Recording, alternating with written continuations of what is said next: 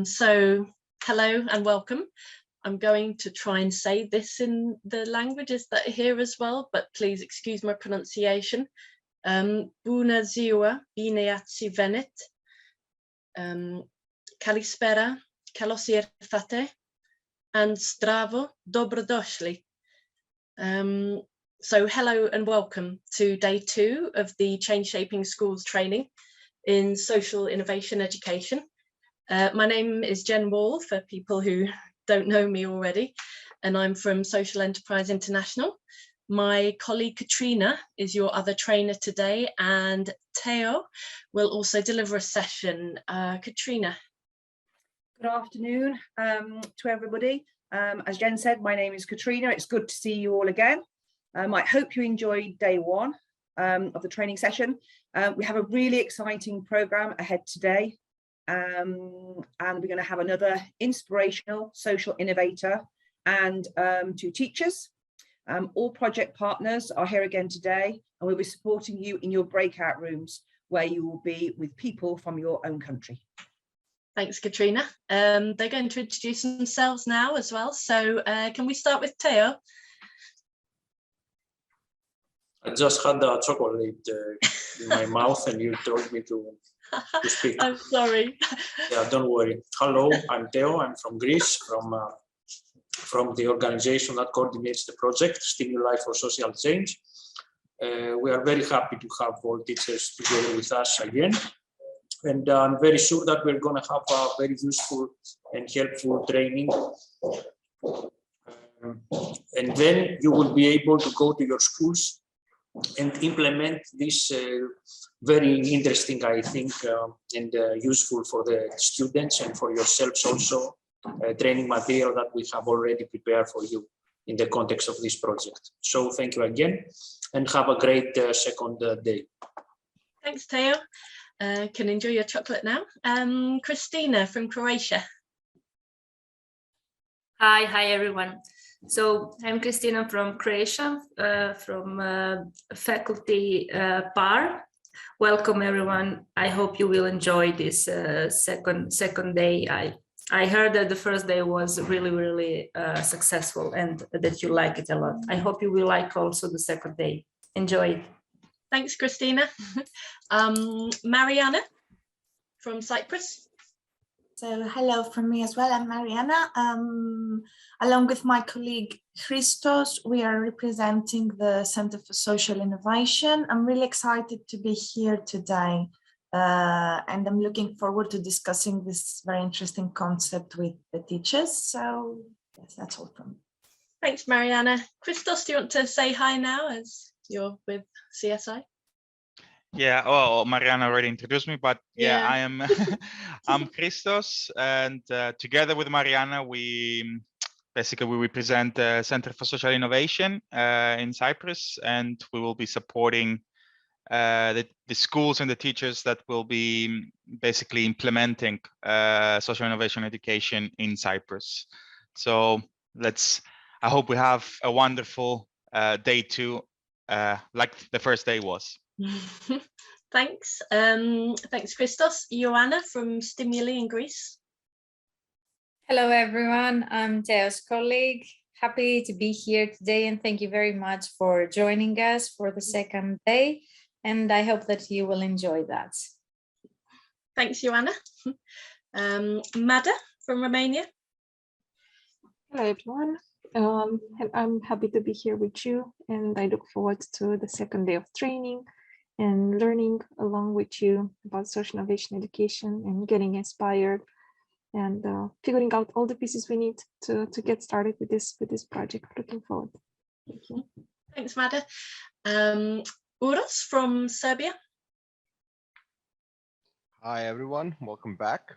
My name is Uros. I'm from Serbia, from GitHub organization, along with my friend Tiana.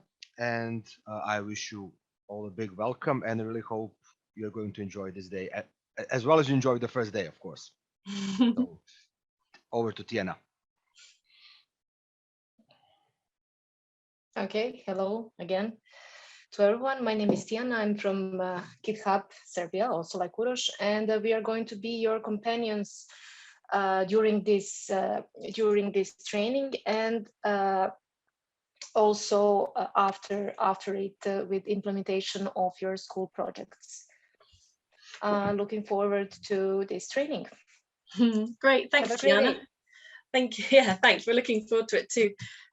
So just a little short activity to get to know you all a bit better again, because it's such a shame we can't do this in person. In the chat, can you just write something you remember or enjoyed from day one? You can write it in your own language if you would rather, and project partners can translate, or you can write it in English. It's up to you. I'm going to write, well, lots of things, but I think what I most enjoyed was this, and you will see it up here.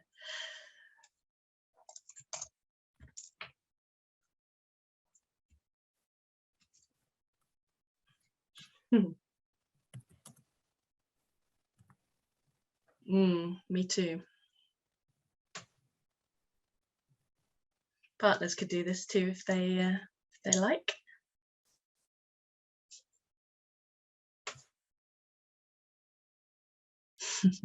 Yeah, they are.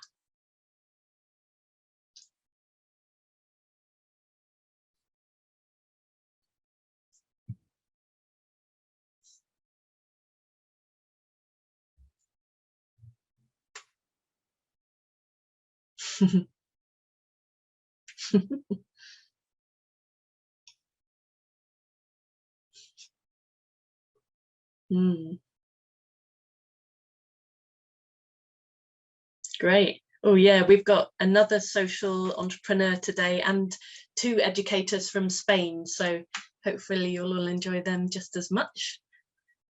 They are fantastic.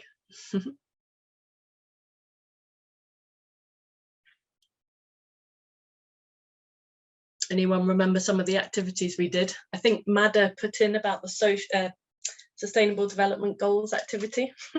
All these ones that have overlapping answers. Oh, cool.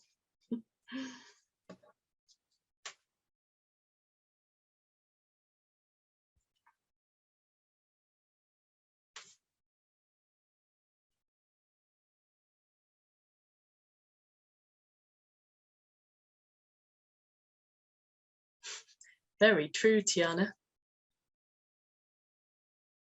It's amazing the amount of university students who think that it has to be digital. I also think that any teacher can teach social innovation. I'm not a teacher. I'm from the corporate world, and I've only been in schools in the last 3 years. So yeah, it's all about engaging and inspiring young people. So very true. Good point. I was a teacher, but I taught French and Spanish. So yeah, I didn't teach social innovation, but I've managed to do this in school. So I would agree with that. Oh yeah, the Barume project. So that was Alex. I wonder if anyone went on his website afterwards.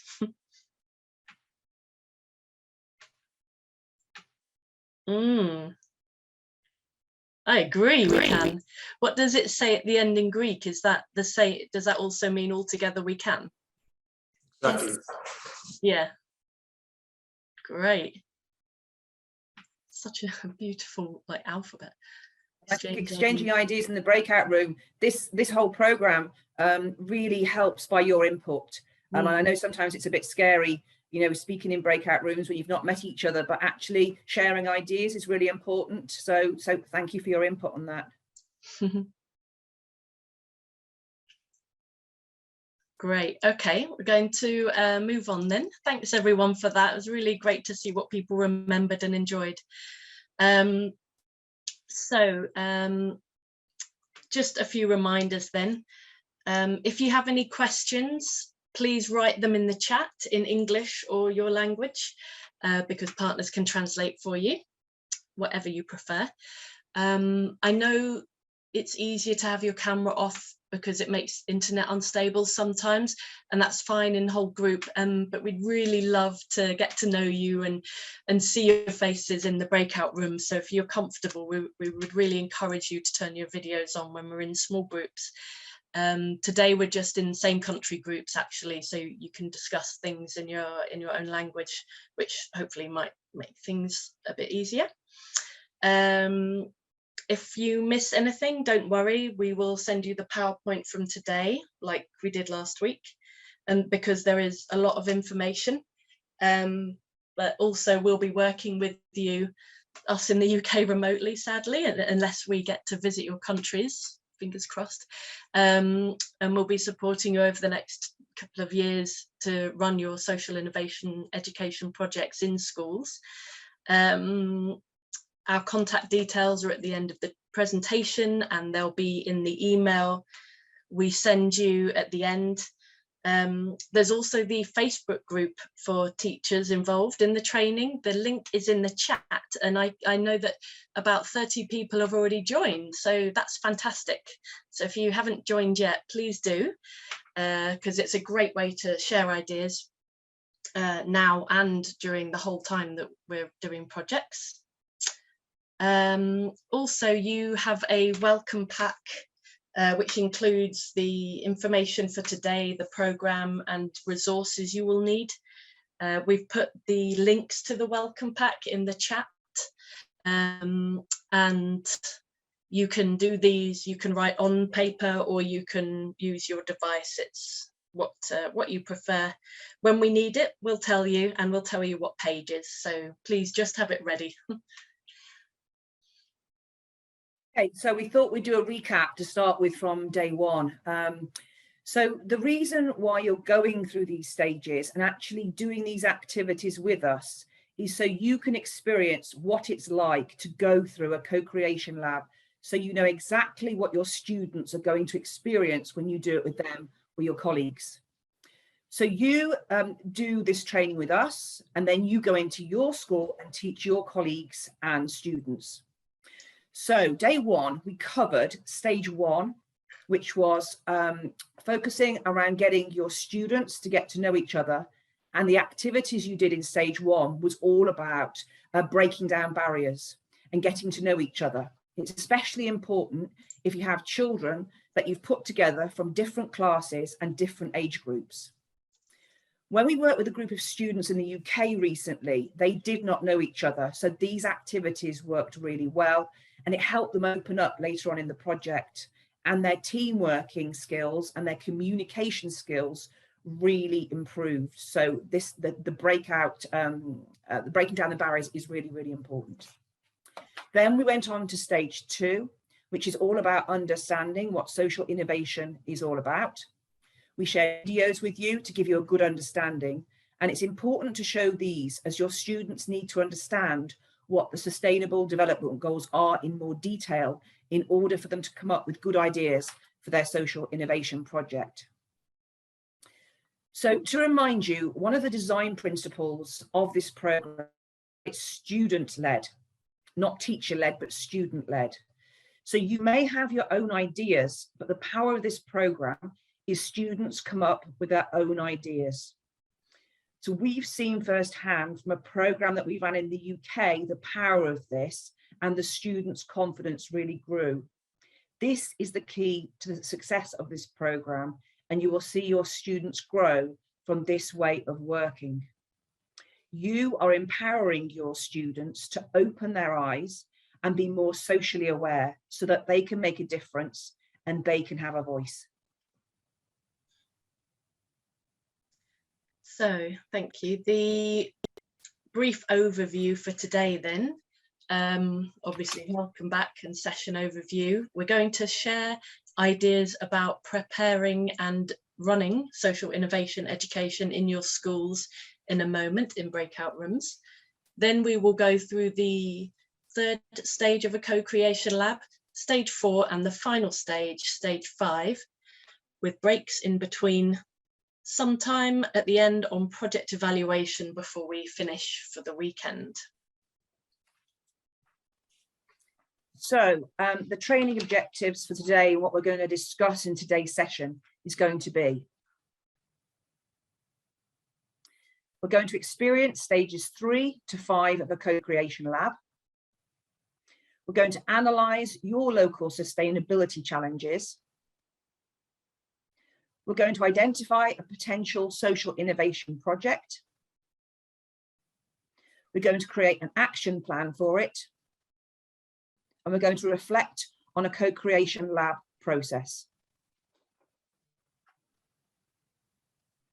So here are 2 videos of a previous project. The first is from a primary school in Portugal, where they made their boring grey playground that had nothing in it into a fun, interactive and colourful place to be.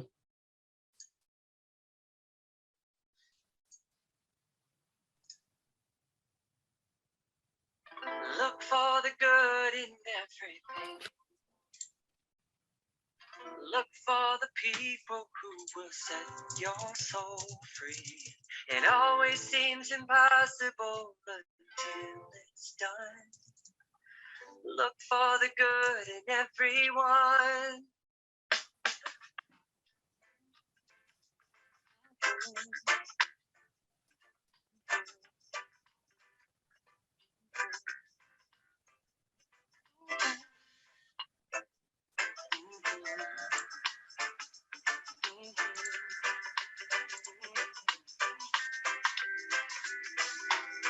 Look for the good in everything. Look for the people who will set your soul free. It always seems impossible until it's done. Look for the good in everyone. People done gone crazy. People done gone mad. People done forgot the superpowers we all had. We were born to love, not hate.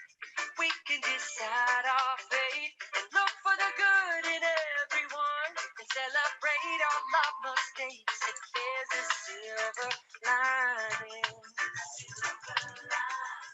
you still have to find it, find it, find it. Look for the good in everything. Look for the people who will set your soul free. It always seems impossible until it's done. Look for the good in everyone. Everyone needs sunshine. Everyone needs rain. Everyone is carrying around some kind of pain. I see who you are. You're just like me. I see you're searching for a purpose, guided by a dream. I see who you are, just like you. I get lost sometimes and I forget what I came here to do. I keep on trying, when it gets frightening. Look for the good in everything. Look for the people who will set your soul free. It always seems impossible until it's done. Look for the good. Look for the good. Look for the good in everyone.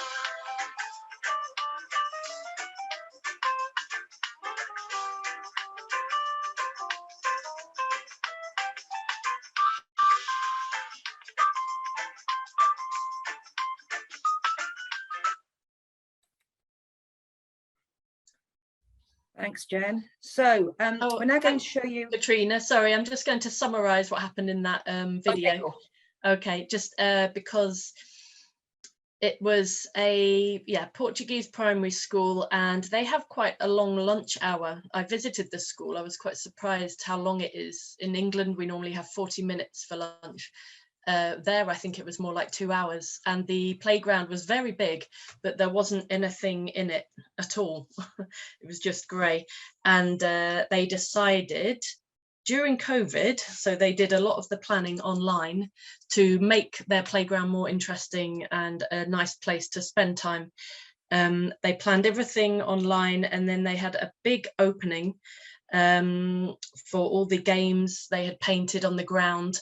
I think parents were involved in the painting, as well as school staff, people from the local area and council, and people from the local education department, I can't remember the word for it in Portugal, were present and opened it for them. And as you can see, they produce some really wonderful things that they can now enjoy. Sorry, Katrina, thanks for that. Cool. So we're now going to show you a second video, and it's a really, really powerful project by a Spanish secondary school who are concerned with domestic violence.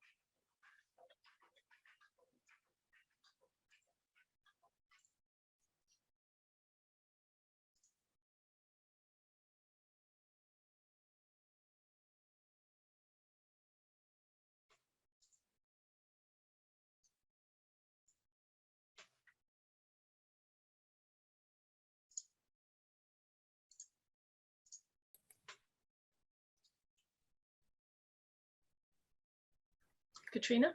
Yeah. So students across Europe have thought of a wide range of ideas for projects, and you can see these on previous project websites and on the YouTube channel. So there are a lot more examples of projects and videos with ranging from different ideas. So we will send you a link to them by email after the training, as you may want to share some of these videos with your students to inspire them and yourselves. May I just say one word about the video? Sorry. Go for it. Video.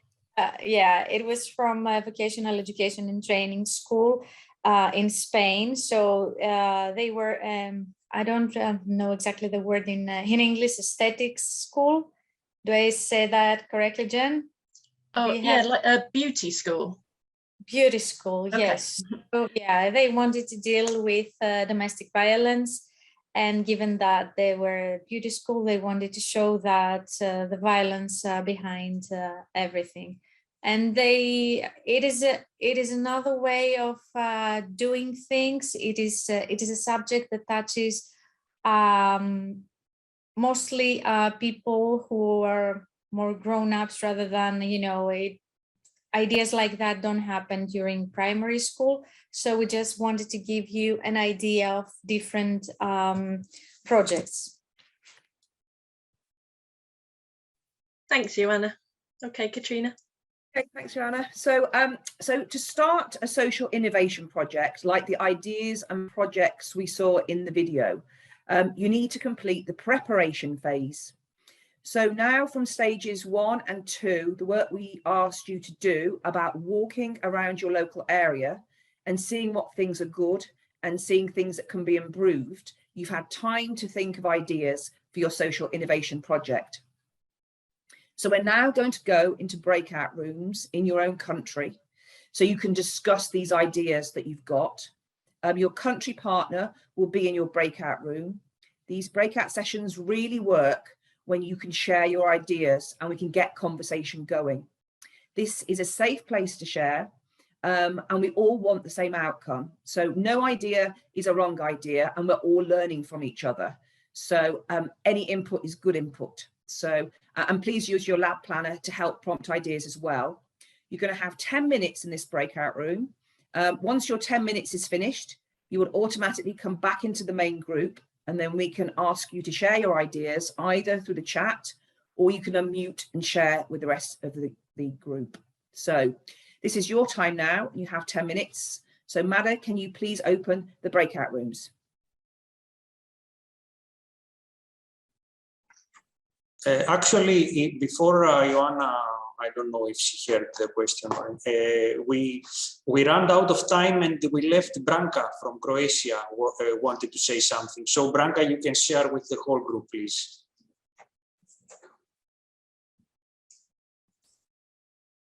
Just unmute your microphone.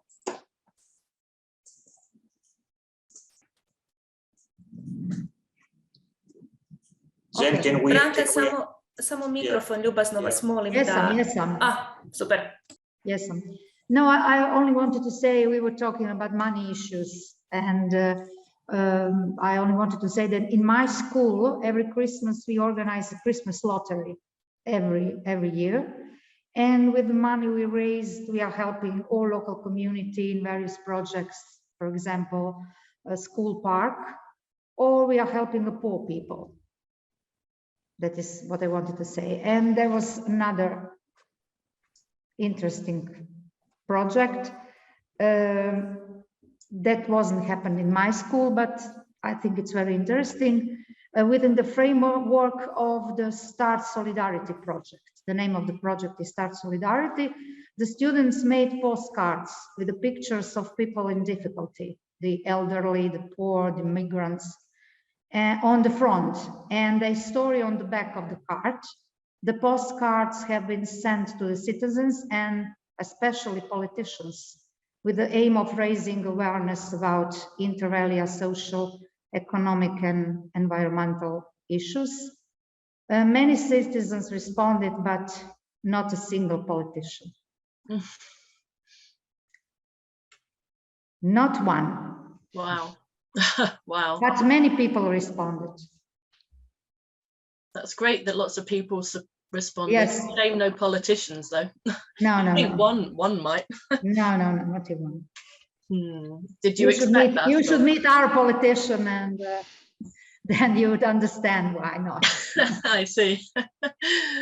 Okay. So in this case, from the stakeholders, you might skip politicians, but you can search from others, social or local authority stakeholders. But in my country, they're already connected, very connected. Yeah, in most countries, and also to us for the Balkans, it might be a little bit more complicated. But I want to believe at least that also in the politicians there are some people that they might be a little bit interested to help actually and contribute. We call it in my country capitalism for cousins. Sorry? Capitalism only for cousins, we call it. Okay. Why? Yeah. Because you can have opportunity only if you are connected with somebody else, which is your cousin, your mother, your father, or something like that. Yeah. So you might find a cousin of a politician in your school, and this might work. Yes, you don't know my headmaster. And I rest my case. I'm not going further. Okay. Well, we're glad you're here, Branka. Thank you. I would like to add something.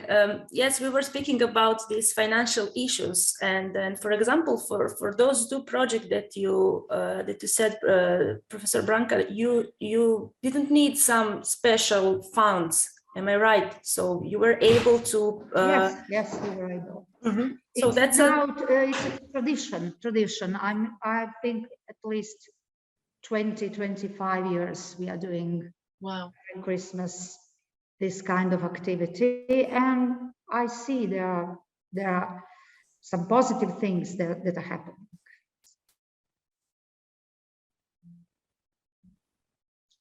Can I say something? Of course. Go on, Tiana. that in Balkans is always a little bit complicated.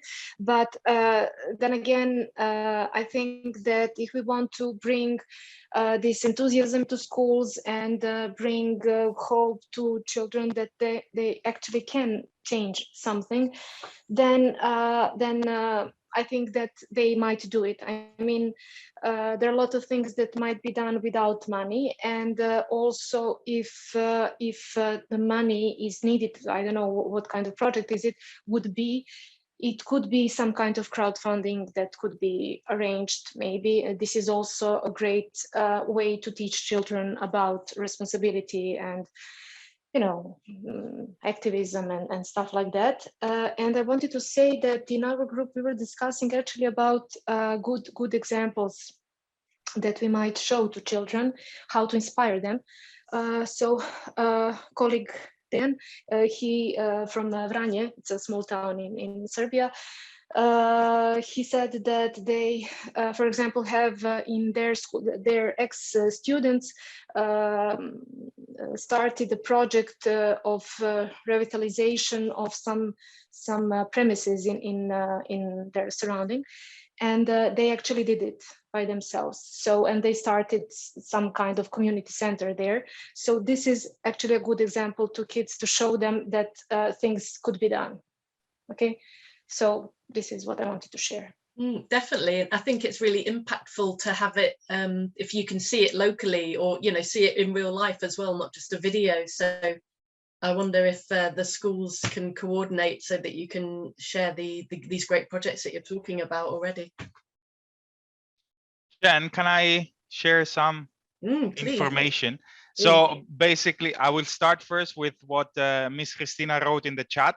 So she was not in my breakout room, but because it's something that we discussed the last time. So Miss Christina wrote about recycling in the community. So in Cyprus, we have a big issue that although institutionally recycling occurs, but no one does it properly. So I recall that Miss Christina had told me that perhaps it is a social problem, it is like an environmental problem, and a potential project can be like students actually informing the community on how recycling should be properly done. Like it can be a potential like project. So that is what Ms. Christina has written in the chat. In my breakout room, we had again a very interesting chat. So so one of the teachers mentioned, like in the first day, we had focused on environmental issues, and we didn't talk much about social issues. And she basically mentioned an experience she had, which is a problem, and it's actually a big issue in Cyprus at the moment, which is bullying. And so I think all Cypriots teachers know, like there was a case where actually a child died out of bullying. It was a big issue. It was something big in Cyprus, and so it is a problem. Well, the teacher actually connected it with kind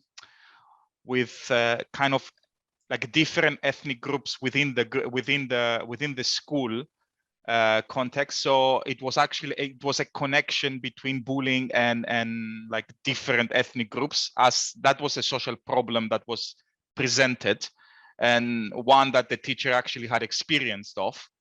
The other issue that was raised in my breakout room was, well, it was connected with the video that we saw on the way that in Portugal the students actually did something out of the playground, kind of, but it was connected a bit differently. So one of the principals mentioned that during breaks, a lot of the students, especially when they're new to the school, they have this kind of conflicts, or they have arguments.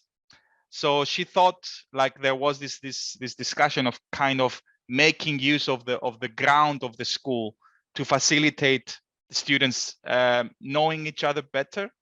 So it was, the problem was like this conflict that that students have during breaks, and there was discussion. I mean, it was something that the school is in discussion now on how they can figure like something to do in order to facilitate this.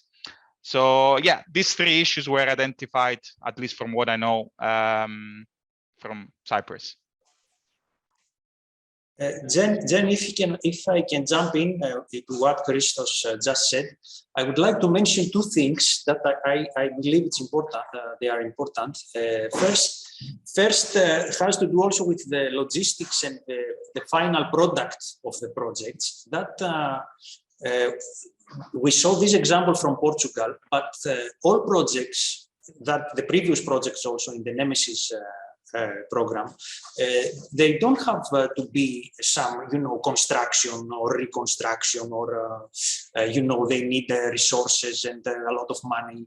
They could be projects just in a campaign or, a social event or something that does not require a large amounts of money and resources and logistics, etc. This is the one aspect. And the other aspect that Christos said, and I think it's very important, is, for example, the problem of bullying is of course, a problem everywhere. And it doesn't have to do only with immigrants or people or children from different backgrounds, but also from the same ethnic group. Children are fighting, they have.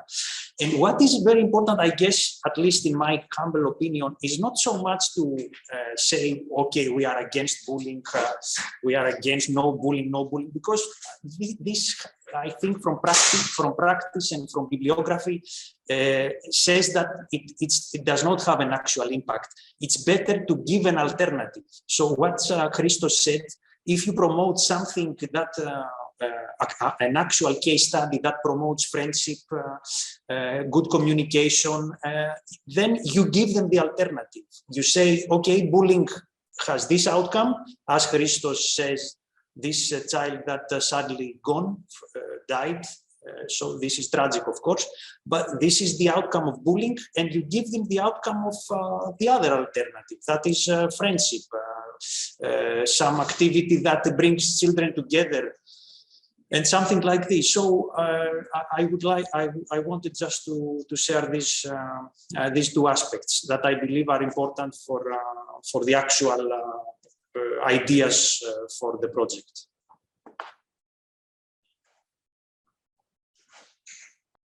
Thanks, Teo. If anyone else, I can't see anything else in the chat. Oh, Christos says something simple. Yes, projects can be something simple. They can be anything, anything students want. Unless anyone's got anything else. Jen, I just want to add something here, like, because you mentioned something very important, that we might identify, like, at this point, I mean, we are in the training basically, and we identify these problems, but at the end of the day, when the implementation would take place, it is the students that will identify a problem that they care about, and it is the students that they will think how they can do something about that problem. So that's something that it needs to be recognized and stressed, that it lies with the students, the choices behind these things. Yes, I definitely agree.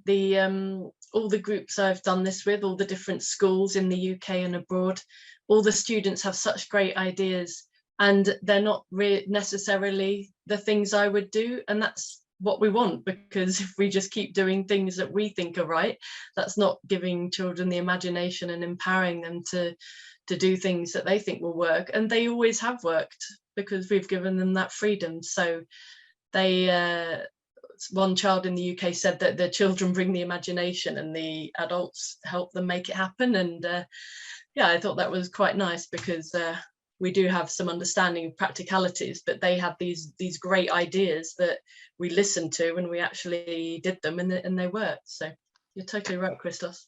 Can I say something? Last thing Last on thing. this? No, Yeah, no, last go on, thing. I'm Last thing. kidding. No, I mean this I'm this kidding. coming from my academic background, which is like I'm a sociologist by train, and I actually specialize on sociology of the family, and a lot of the literature on childhood sociology actually says that adults tend to think that children do not have voice, or anything that the children say is going to be stupid, or it's impossible to be implemented. And that's not the case. Children do have voice. They have their own ideas, and especially if we want to allow them to bring about the change that it's needed in society, we have to let them speak. We have to let them share their own ideas and their own minds. I definitely agree, and hear them and listen, not just have it as a token. Okay, thank you for your opinion. Now you can go. Actually act on their ideas. Maybe if I may say, maybe it could be something that was already found by school, that it's a problem. I mean, not administrative problems and stuff like that, but something that already is a problem that grown-ups found out. Okay, so maybe we can include children in solving these problems, in trying to solve these problems, or to see them from different angles, that these angles actually is something which is very important for them. But also it might be very interesting to see and to hear how they would solve these problems. Definitely. So again, nothing too complicated, but you know, this is the role of the teachers in this project. They're like mentors. They're facilitating this process actually. So yeah, the goal is adults have used might not work, and then and then the ideas that children have might work. Yeah, that's a great idea. yeah. Okay. Great, thanks, Tiana. Sorry, I wasn't sure if you stopped or whether it got cut off. Okay, oh, thanks everyone so much for that. It's really great to hear your ideas, and especially to learn about issues and context and what it's like in your countries and schools, because I don't know. So this is really fascinating and really helpful. I hope you're all finding it equally interesting and useful. So we're going to move on now. So we're going to continue from last week, the simulation of the co-creation lab. So this is where you create and carry out your social innovation projects. So you, during this training, experience what you will do with your students, or potentially other people, educators in your school that you train. Last time we did stage 1 and 2. Now we're moving on to stage 3. You can continue completing the lab planner that is on page 9 and 10 of your welcome pack. And after each stage, we will give you time again to reflect on what you've just done, make notes on how you might do that in your school, with your teachers, with your students. And of course, you can do it how we do it, or you can change things by showing different videos or doing different activities. And we will send you links to all of these in an email after the training. During these sessions, you can plan individually, or you can talk to the people in your countries and your breakout rooms to share ideas and practice, like we've been doing. And then when we're as a whole group, we can share as well, so we can get some international cross-country practice. And then we're here as well as experts in this, so if you have any questions or want any support, we can answer them now. And of course, you have our details so that you can contact us afterwards whenever you want. And that should give you, hopefully, a plan of how you're going to run this in your school.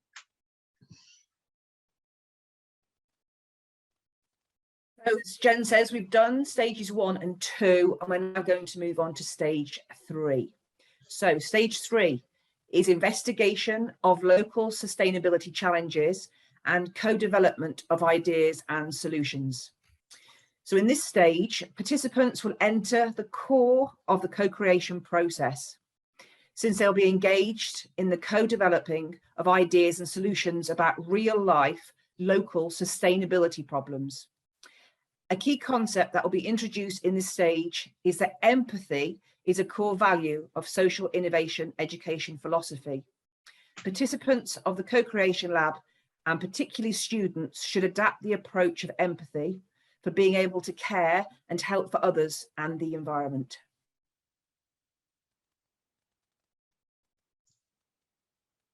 Okay, so now we have another interview with a social entrepreneur called Aaron Probert. Aaron has joined us. Thanks for being patient. Are you there, Aaron? Hello, Jan. How's it going? Oh, yeah! So nice to see you. Yeah, long time no see. I know. Oh, great. So Aaron Probert is joining us. Are you in Sheffield at the moment? Yeah, the still city Sheffield, a little bit Yay! I won't lie. You're closer, I'm so happy. And Aaron has started his own social enterprise relatively recently called Labrace Hope. So Aaron, go on, please tell us about Labrace Hope and why you created it. Sure. So Labrace Hope is a pit stop nonprofit organization that employs people experiencing homelessness to create handcraft premium plant-based cosmetics. So things like beard oils, moisturizers, and soaps. And we're hoping to branch out to things like candle making once it is appropriate. Okay. We also offer employment coaching to all of our employees on a weekly basis. So they get to sit down with their employment coach who will kind of guide them down this journey of growth by helping them develop skills and qualifications which is suited to the direction or the career in life which they want to reach at a later point in their life. Mm-hmm. And alongside the employment we offer, as well as the coaching, we also offer them well-being workshops, which we call Wellness Wednesday workshops. And these, I know, great little. It's great, it's great. And in these workshops, these workshops are essentially designed to improve the physical and mental health of participants. So this could range from educating them on dieting and how it impacts your physical and mental health, to also providing them an hour or two a week where they get to sit down and do some creative, de-stressing activities such as pottery crafting. Nice. Which I'm quite excited about to get involved in myself. I mean, yeah. And yeah, and I say it's a pit stop organization because essentially, you know, we have homeless people drop in as our employees and we give them the employment, well-being, and coaching experience they need to get them back on their feet, reintegrate in society through a job and gain purpose for employment. Wow. And, you know, not everybody, sadly, wants to have a life career in cosmetics. You know, the beard oils are popular now, I think. What can I say? Yeah. So yeah, it's really about kind of giving them that initial job opportunity to get them back on their feet, but yeah, you know, it's about bracing them for whatever they might move on to afterwards, really.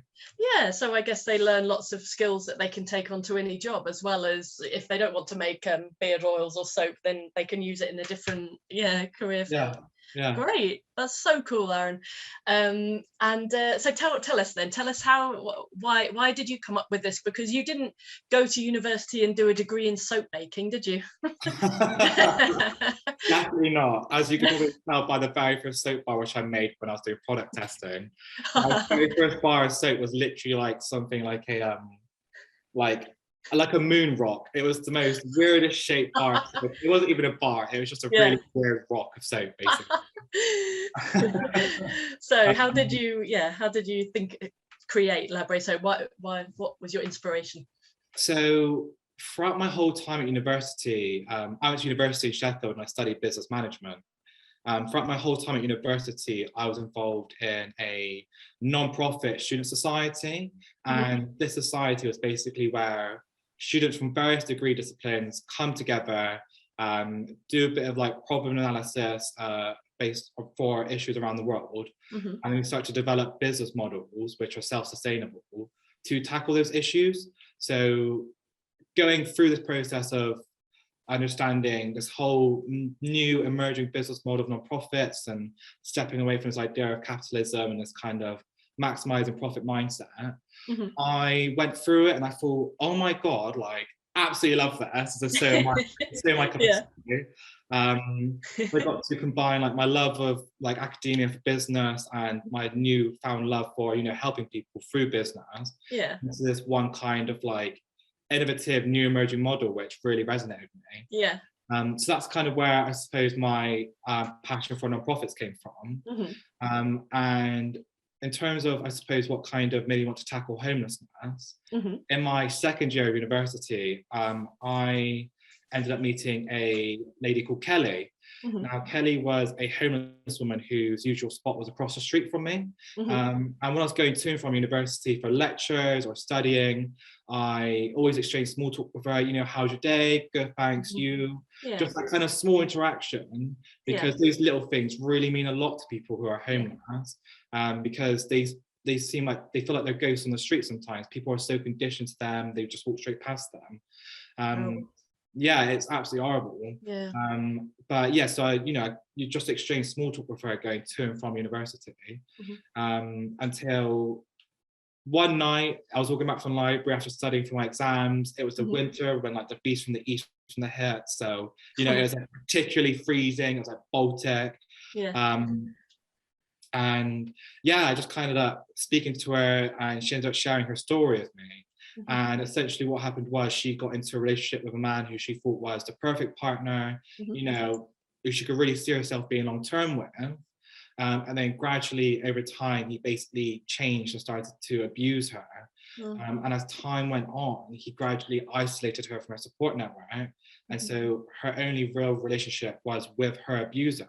And as a way to kind of escape it, she turned to alcohol, and her alcohol escapism turned into dependency, which then turned into, you know, her becoming an alcoholic. And one day her kidneys just failed and she got rushed into hospital, and the doctors basically said to her, you know, you carry on drinking, you're going to die one day, or you can quit drinking and, you know, have a healthy life expectancy. So she knew that basically for as long as she was with her partner, there was no way she was going to quit drinking. And so one night she basically just packed a few of her belongings in her backpack, and yeah, she didn't have anybody to turn to, so she only had the streets. And that's basically what led her to becoming homeless. And hearing that story, I thought, oh my God, like you really don't understand what these people go through, which lead them to being on the streets. It's such a, everyone has their own story, and it's such a complex mix of emotions and trauma in itself. And you know, it's really kind of like gut wrenching when you hear it. You really want to do something about it. And that's kind of where my passion for I wanted to tackle homelessness came from. But then in my third year of university, for my dissertation, I was given the opportunity to create a business model of my choice. I thought, okay, let's channel my desire for nonprofits in first year, which I continued on throughout my whole time at university, mix it with Kelly's story to really kind of create a business model which could hopefully, you know, really tackle homelessness. And I got to the end of it and I thought, God, like, I feel like there's a real need for this. This is much I really want to do. So I just thought, let's just give it a go. And, you know, here we are. Great. That's so good. Oh, I'm so glad you decided to give it a go. You took that leap for social innovation. Well done. Oh, yeah, that's great. I mean, it's such a really sad story. And you're right. I think people make assumptions about people that you see on the street, don't you? And it's great there's people like you who actually take the time to find out their story and then think about how you can tackle that.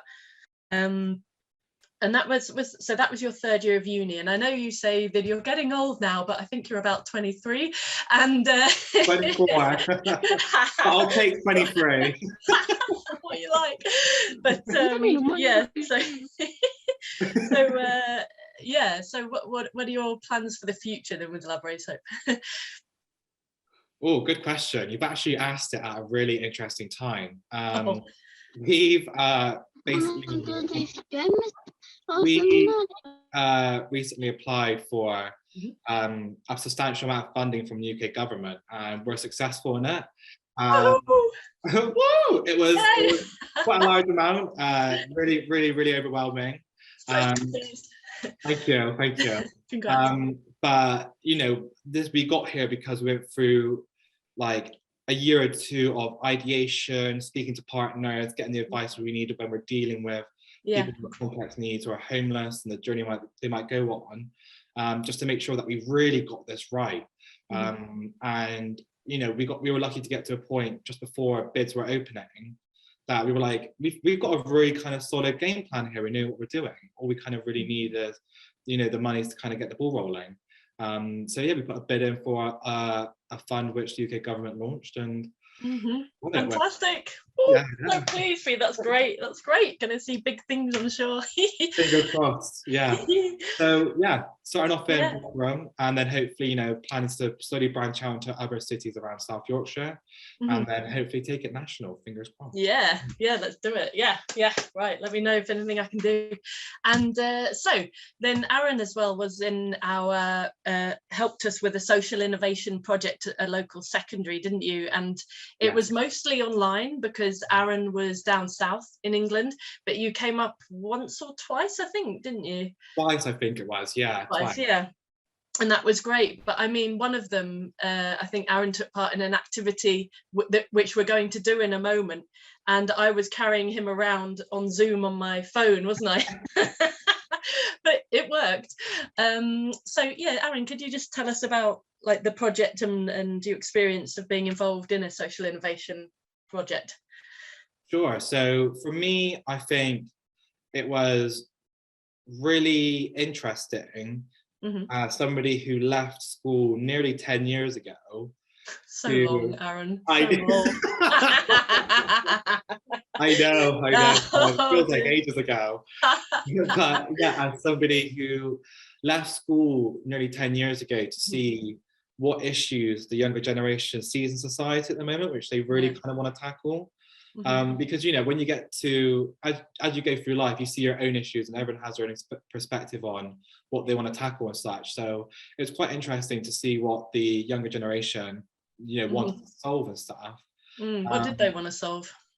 Oh God, so it was really interesting. You had people who wanted to solve racism, some people who wanted to create more spaces for young generation to come together, so like community spaces where they can interact with each other better.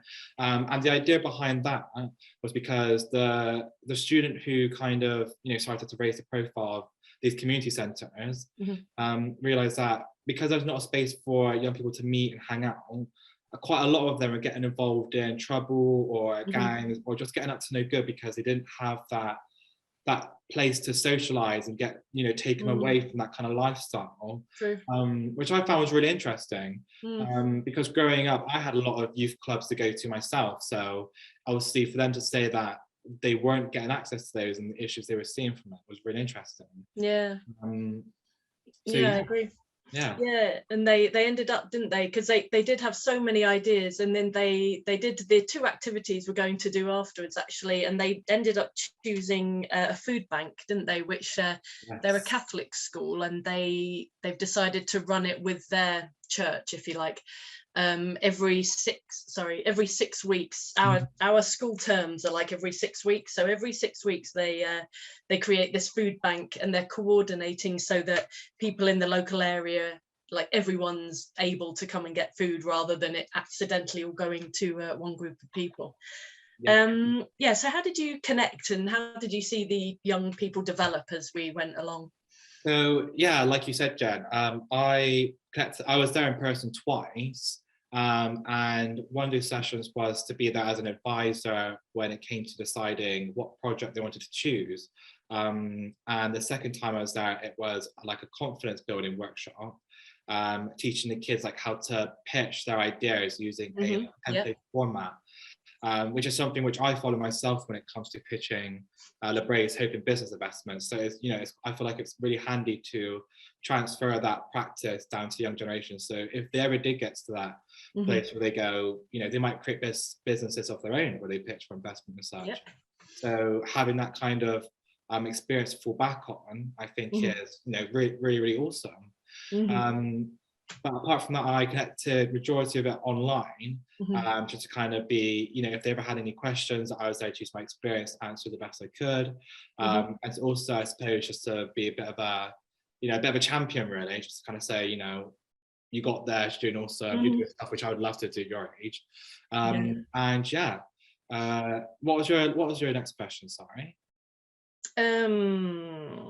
Oh, How did you see them develop, the benefits of it on them as we went through the project? yeah. So on the first week, I think like I probably would have been at first, you had the kids be there like, oh, like, do we have to do this? Like, oh man, it's like, Yeah, right. bread. Just another lesson. Yeah, they were just Yeah. like, oh, like it's just a bit boring. But week 1 to week 12 was such a difference. Yeah. I mean, in the final week, they pitched their project to the senior leadership team, Mhm. and seeing them, you know, stand up there with the scripts which they had written with the help of us, Mhm. and you know, present it so confidently, Yeah. and more than anything else, I'll see them lift each other up. Like there Yeah. was 1 or 2 students which struggled with their sentences, Yeah. and you had a student which you might not necessarily think that they would do this, but they jump in and they help with the words and kind of, That you was know, great. yeah, wasn't it? It was, wasn't it? Awesome. And they Yeah. were finishing each other's sentences, and you had a real sense of like collaboration coming from it. So yeah, I think that for me was a bit of like to be there from start to finish and see the development over time. I think was awesome. Yeah, it's really kind of like, oh yeah, it's like heartwarming, isn't it? Yeah, it really was. And I think senior leadership team, so that's like head teachers and the people at tops of schools, they were really impressed to see what is an academically weak group, but that doesn't mean they're weak in other areas. But like you say, that when they were reading, they were struggling, but they helped each other in such a supportive way. Yeah. To see them stand up and present, because when we suggested presenting, they were not didn't want to do that. You were not No keen chance. at all. I think they wanted us to present at one point, didn't they? Yes, yeah, they did. Yeah. But then all the activities you did with them, and we took them through practices, and you know, kind of the structure of the co-creation lab kind of enabled them to practice and then do it in the end. And yeah, the school was so impressed. And yeah, and then the idea that they came up with, how you helped them with research as well. So you had that kind of knowledge that you could help them, because they knew what they wanted to do, but you gave them some like statistics and things to add weight to their argument. So yeah, it was. I think it's like you said earlier, like they have all the ideas, and we're just there to kind of support them with our knowledge and experience, and any of the connections which we may have as well, to kind of, you know, give their project the best chance of success. But I think one of the most interesting things was that we let them have complete autonomy over it. So they made all the decisions. They chose what direction they wanted to go in. It was nothing. It wasn't our project. It was their project. And I think that ownership and that, well, the ownership alone is enough for them to kind of go, you know, like this is work that we're doing. We're going to generate this impact. So it kind of makes them engage with it more. Whereas if we were saying, we're going to do this, we're going to do that, I suppose it makes them feel like they're just being told what to do, rather than kind of leading it themselves, really. Yeah, totally agree. And I think that's a lot of school is being told what to do, so it's great to actually have that opportunity to do what you want to do. Yeah, definitely. Yeah, fantastic. So thank you so much, Aaron. So I was thinking, does anyone want to have any questions or comments that they want to write in the chat? You can write in English or your own language, and partners can translate, or you can unmute to say hi to Aaron, ask him a question, anything people want. So I'll give you a few moments now to write or unmute, as you like. Hi, Aaron. Good to have you with us. Hello. Hi. Can I ask you something? Do you have a website that we can share with the people here, so that they, you know, they can see firsthand what you're doing? Or Facebook? Not currently. That's something which is all being built for when we do our big launch all at once. All right. Okay. But I suppose I could always share it with Jen or Katrina to forward on with you guys. Totally. Yeah, we can do that. And yeah, website's one of the things which I'm really excited to go, you know, move forward with, because I want to I were to kind of change the ways you know, present your websites and kind of, I think the main thing is kind of having a page on there which directs people to other organizations which are supporting the homeless in some way to kind of, you know, increase traffic to their websites and increase sales or attention, just to kind of give that kind of shared, yeah, because we're all in this together. We're all doing our own bit to help out the homeless. So I think it's important to kind of help other people out in the same space as you. Yeah, great. Perfect. There's just one question from Christos. If you could elaborate a bit on how schools where are involved in the process. So I think the schools themselves, where they organize a group of students who are ready to go through the program. But I think a lot of them, well, actually saying that, there's a teacher usually in the same room who will kind of pitch in as well and act as another advisor and help lead the group. Because at the end of the day, the teacher is kind of the middleman between the entrepreneurs, people like Jen and Katrina, myself are involved to help kind of, you know, be the bridge between the relationship. But yeah, I think the schools themselves are really there for at the end of it, where they pitch ideas and then support it going forward. But throughout the like week 1 to 11, because I think it ran for about 12 weeks, it's really about the innovators and educators like Jan and Katrina sitting down with students and guiding them through the process. Thanks. Is there any other comments or questions from anyone, either in the chat or you can unmute and speak?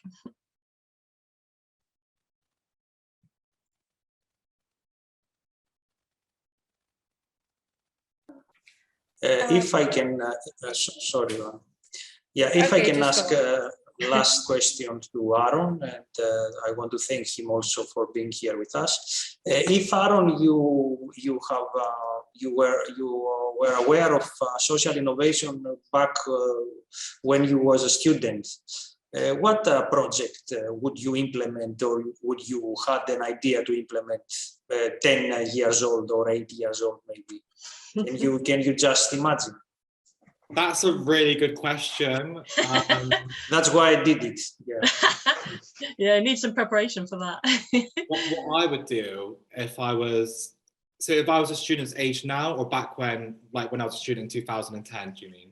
When you were 10 years old, for example, and someone told you about the social innovation, and you can do it something, you can have an idea for your school, for your local community. What would your interests then? Yeah. Yeah. I think it would have realistically been kind of something to do with promoting visibility within the LGBT community. Because I mean, I present as a gay man myself, and growing up, I never saw much visibility of the community itself. So I feel like I probably would have done something which kind of mobilized people more to kind of share their perspectives and to, you know, put people out there more, make people in schools and other kind of family dynamics aware of the various people out there who live different lifestyles, for example. And yeah, it's a really interesting question. Because the problems back then is very different to the problems we face in today's world. But yeah, I think it would have been visibility around LGBT communities, definitely. Yeah, great. Yeah, great focus, I agree. Another question is from Tiana. Why do you think social innovation mindset is important for students, and why for teachers, schools? Oh, another good question. If I'm being completely honest, I believe that a lot of younger generation nowadays are going to have to be the problem solvers of the problems we face in today's world and tomorrow. And I think it's really important to kind of make them aware of different business models and the mindset behind it, and how to formulate, you know, non-profits to actually solve them from as early on as possible. So that they, you know, if they do get to a certain point in their life and they go, you know what, I'm really passionate about tackling climate change or the lack of spaces in the community for the younger generation, they already have that knowledge and experience to fall back on, but they already have that kind of competitive advantage, so to speak.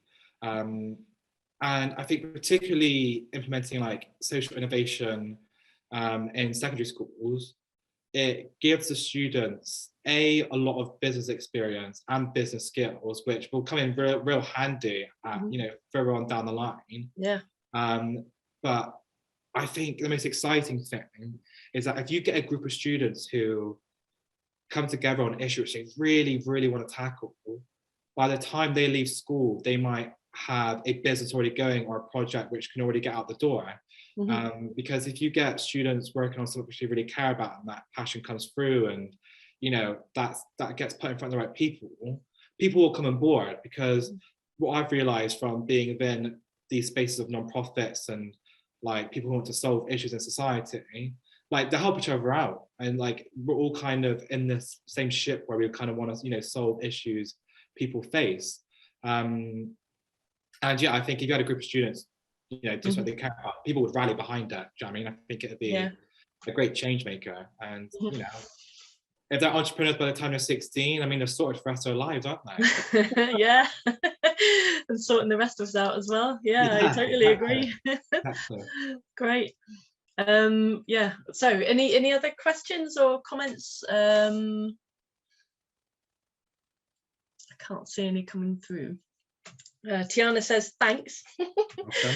Yeah, and yeah, thanks from me. It's always great to talk with you. And thanks so much for being here. Really appreciate it. And thank you for having me. Oh, it's been really inspirational listening to what you're doing, and I just wish you so much luck in the next stages. And hopefully we'll be working together more as well with. Oh yeah, don't worry, Jen. I plan to get you all involved for a big soap making session down at the office. Yeah, that would be great. Oh, okay. Thanks so much, Aaron. I think everyone joins me in saying thank you so much for being here, and best of luck with everything. Awesome. It was lovely to meet all you guys. Enjoy the rest of your sessions. See you guys. Take care. Okay. Thank you, Aaron. Bye. Bye. Thanks, Aaron. Bye.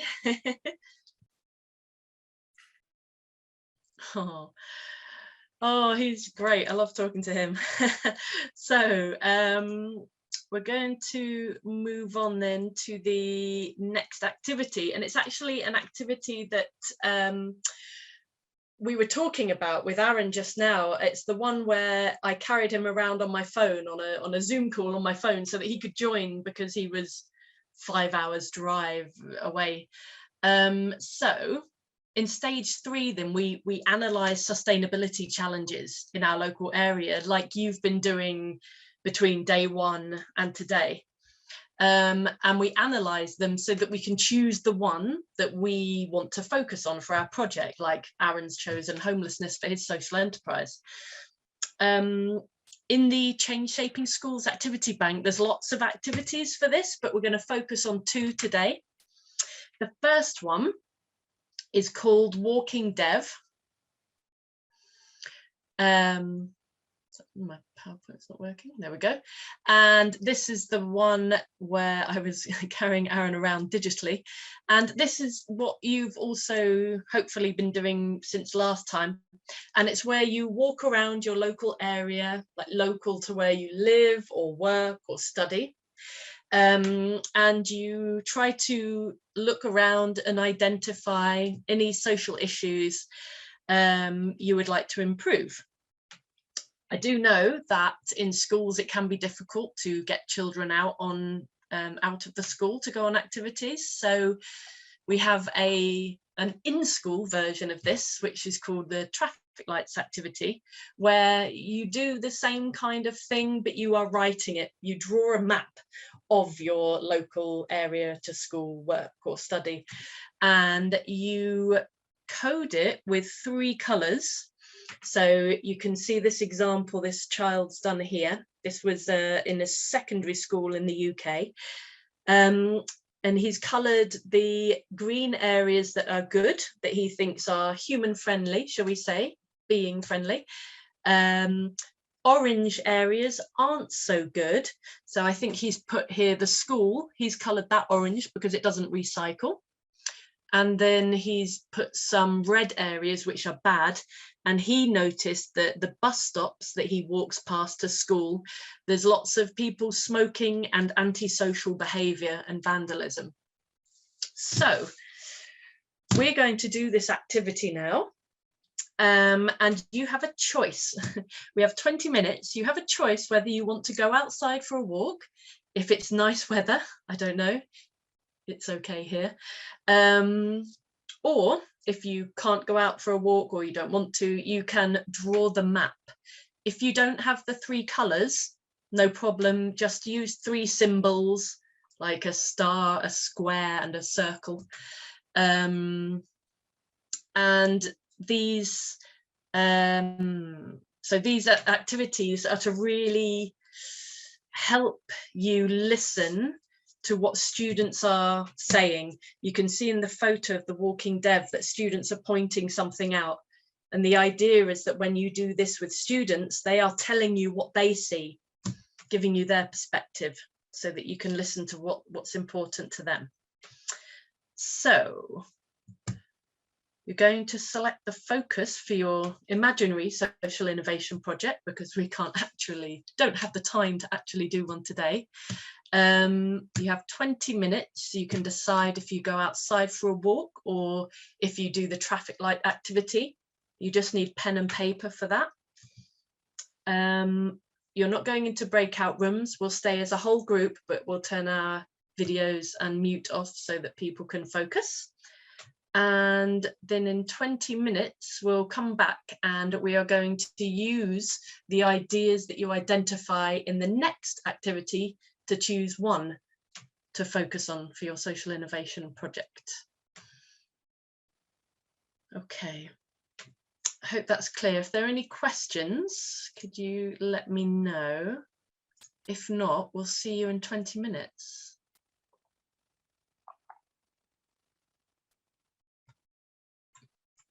Hi everyone, so hopefully you're back. I don't know if anyone did go outside for a walk, of course. I don't have a camera into your homes. If you did go outside for a walk, I hope it was good and I hope you weren't tempted to stay out. If you did the other activity, drawing the map, I hope it was useful. And what we're going to do now then is use the ideas you have from those activities to choose a focus from your social innovation education project. So now what should we do our project on?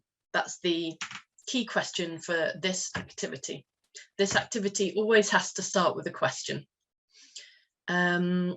So now that you've analysed your local sustainability challenges, you can choose which one you want your social innovation project to address. We're going to do an activity called opera. It's not to do with singing, don't worry. It's to make decisions together, and it takes 5 steps, OPERA, opera. So this is an activity you can do with your students. We're going to do it a little bit differently today because we're online, but hopefully you will be able to do this face-to-face with your students. So the first step then is on your own, in silence, write down all the issues you identified that are most important to you. This is a really important stage because sometimes people who like to talk might take over if we immediately began to share our ideas, but this gives people the time and space to think about what was most important to them. Writing helps. If you would prefer to just think about it, that's okay. And we're going to share these ideas afterwards, so think about that when you are considering which ideas you think are most important for a project to address them in your local area. So you have 3 or 4 minutes to write down or think about the ideas that are most important to you. And then the next stage will be going into groups to talk about those ideas. Okay, so it will be silent for 4 minutes. See you in 4 minutes.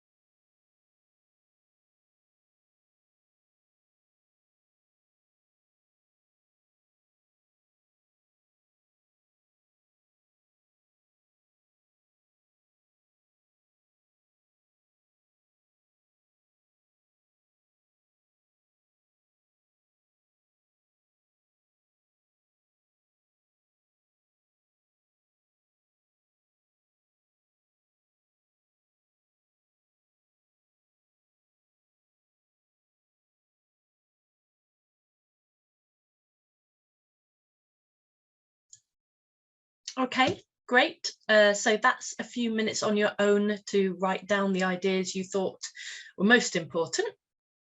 Normally, if we were together, or if you are doing this with your students, you would work in pairs, in twos, and present your ideas to your partner. But it's too tricky, difficult to do that today. So we're going to move straight on to the next step of explain. And this is where, in groups, you're going to do this in your breakout rooms. Together, you will talk about and decide on the 2 ideas you like the best. Project partners will write these 2 ideas on 2 separate post-it notes on a virtual screen. It's a Google software called Jamboard. In real life, when you're doing this, we say to write the idea on a sheet of paper, a normal sheet of paper in big letters, because the ideas can be put on the wall or a table at the front of the room where everybody reads it, for example. This is one I did with a school in the UK where children wrote their ideas and put it on the table, and we could all come and look at the ideas and read everyone's thoughts. So you're going to go into your breakout rooms for 10 minutes, and project partners are going to write your ideas on the Jamboard, the virtual whiteboard, so that we can then vote on and arrange into a project the ideas people like the best. Okay, Madda, could you open the breakout rooms, please? Hi, everyone. So thank you for that. I can see that some ideas are appearing on the virtual whiteboard. And the next stage of this activity is you have all your ideas in front of you, so all the ideas from the group, but now you need to pick one, a focus. And this is the R stage, rank. So normally each person has 2 votes, but today, to make this quicker, we're going to just have 1 vote. And you're going to go into breakout rooms for a very short time, just a few minutes, and tell your project partner the 1 idea you like the best, and they will tick it. They can write on the post-it note. And then we may have an overall idea that people like the most as the focus for their imaginary social innovation project. You can't vote for your own idea. Okay, so just, I think, 5 minutes in the breakout room, if that's okay, Madda. If you could open them, we'll see you in 5 minutes. And can you share the Jamboard for everyone to see, so that they know the ideas that came up? I can. I'll share it in the breakout rooms. Okay. Yes, thank you. Thanks, Christos. Hello, Jen. I wanted to observe something. Yeah. During this process. So what we can see on the Jamboard, we can see actually solutions. And I think that that maybe in this stage of the process should actually be not projects, but actually problems. Here are solutions. So we worked with solutions, but I think that when we do it on our own, I mean, when we do it in schools, I think that we should encourage children and students not to jump too quickly to solutions, but to actually try to see the problems, and from there to start understanding for whom and how this is important, and then to come to solutions. Am I right? Yeah, really good point. It's really important, I think, to analyze the root problems. I agree before, and I think it's very natural for people to want to jump to the solution because you want to focus on the positive and what you can do about it.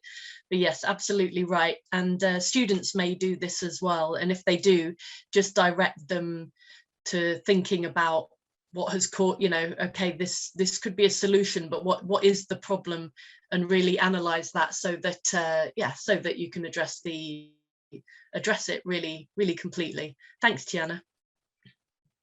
I can't scroll down, but so I can see 8 post-it notes, and I can see 1 tick.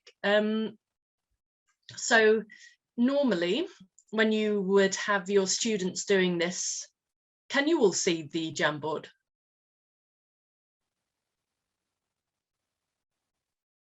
Did someone? Yes. Okay, great. Yes, we can see it. Great, And I think our project that we had in the breakout room won, but I leave you to say this. The project for helping the elderly during the pandemic. Yes, it was Branca's idea. And, great. Sorry for being the best idea, but it was Branca's. Well, at least you told us that. Thank you. Yeah, so what would happen now is, as you can see people drawing ticks, people vote on the ideas. Normally you have 2 votes and you can decide which idea as a group you would like to have as your focus. The last stage of this opera is the O-P-E-R-A, arrange. And this is where we arrange the ideas into themes. So I've put some themes at the top. Normally, we can group them. Perhaps there are some issues that are similar. For example, something with litter or graffiti or vandalism. They're all about improving your local area, how it looks nice. So that could be one theme. And this is particularly useful, I find, with students because whilst we are more flexible potentially, students might not, the students I've worked with, sometimes they get upset if their idea isn't chosen. So they have to, so grouping it into themes, means that different areas of the same kind of problem or issue can be tackled. So students can have different roles and still be motivated even if their specific idea wasn't chosen. Yeah, and so normally you could move these around and group them into themes. You might have a theme for environment, perhaps a theme for improving your school playground, a theme for helping animals. It depends what ideas the students have. I think this one did win. And actually that is an idea that was carried out in the UK by one of the primary schools involved in social innovation education already. Where is this idea from then, Teo? Which country? From the only representative of teachers of Croatia that we have now in our group, Branca. Okay. Okay, great. So I'm just going to go back to the PowerPoint. So that's the end of that activity. And what we have now is the lab planning session for stage 3. So now you have some time to think on your own and discuss with colleagues from your country about how you would do this stage. On page 10 of the welcome pack, there is the lab planner. Focus on stage 3, as that's the stage we've just done. And make notes on how you would do either the walking dev activity or the traffic lights activity and this opera decision-making activity. What changes might you need to make for your students in your school? You can discuss with partners, and we have very small groups today, so you might just have a one-to-one expert session with them. Do we think 10 minutes would be too long for this? Would 5 be okay, or? I guess 5. Yeah, if we say 5, and then if people want longer, we can always do another 5. Is that okay, Mada? Would you be able to open breakout rooms for 5 minutes, please? Thank you so much.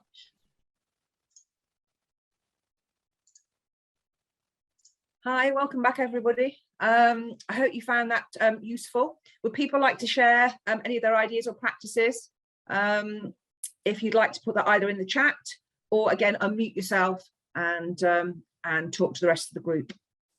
Joanna, if you want to manage the chat. May I mention something that was again mentioned during the breakout room? Yeah, one of the teachers mentioned actually something very interesting.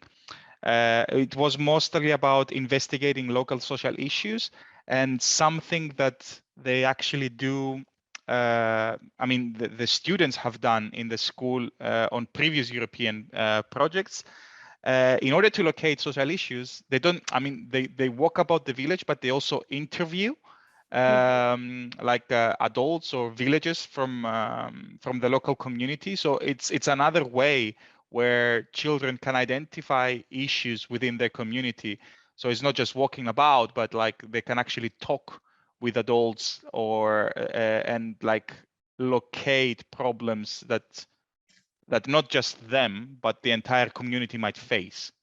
So it's an interesting point. Yeah, that's a good idea. And we did something similar when we did it. When Jen and I did one, we took the children around the park, our local park, and had a look around. And we came across some old people or more mature people that were bowling. And I got 3 of the children to come up with me to go and talk to the older people and ask them what things can you, so the same as you say, Christos, the same thing, getting ideas from these old people. And it really helped the confidence of the children going up to these people. And the end result of that was the older people said, we'll happily come into school and chat to you. So the links between these two groups, the children developing their confidence and the older people say, I'll come into school, really helped. So that's a really good idea. And we'd love to hear these ideas, so please share practice through the Facebook group, and also when we're all working together, if you have other ideas that you think work or you try and work, please share them so that we can all learn from you and try them out ourselves.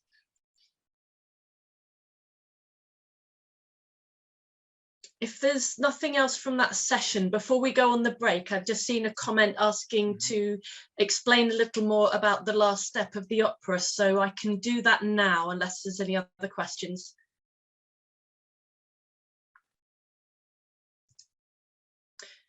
So the last step is arrange, and it's arranging them into themes.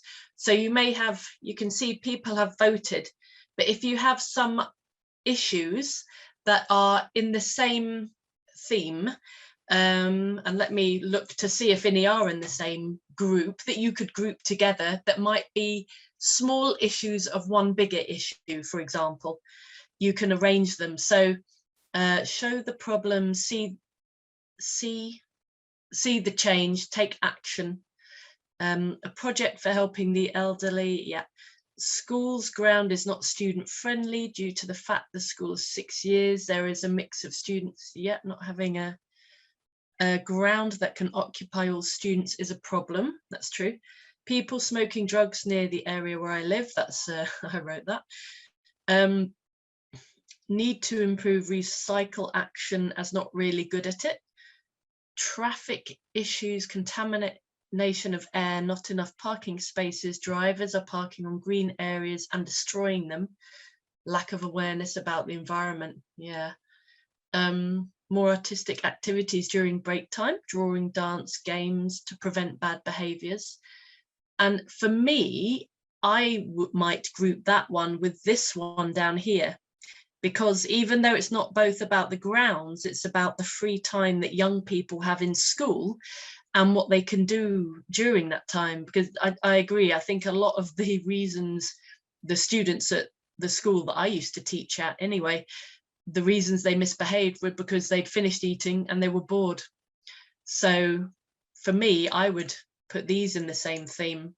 Obviously, everyone's perspectives are different, but this, when you do this activity with colleagues or students, you can discuss and decide on the themes yourself, and then let me write and then you could call the theme something different. So like school. Jen, also the volunteering cleaning the school premises is actually connected. Great. The last yes, one. I haven't read that one yet. Thank you. Yeah, great. So it's tricky for me to edit that. Right. The volunteer cleaning of the school premises by rotation. The class who does the best work can be rewarded by the school. Action in the framework of I care for my school. Yeah, fantastic. So just move these around like that. Yeah, so that goes in the same theme. Move that tick if I can. No, I can't. So school free time activities or school care, you can decide the name of the theme, and then it may be that perhaps this one has been chosen, but these fit in. So the students who have come up with these ideas feel like they're also being listened to, because it's all the same group of ideas. I think the other ones maybe not so, no themes, but I hope this explains a bit better what we mean. Please let me know if it doesn't. So essentially it's about connecting and topics and broadening them up, so to speak, or developing them more. Yes. Yeah. Okay. Definitely. Yeah. So you might group them and think, okay, we've got this group, and maybe one of these was chosen more than others, like this one, but you can still pull those ideas in. It's not to say these ideas aren't good. They can all contribute in some way.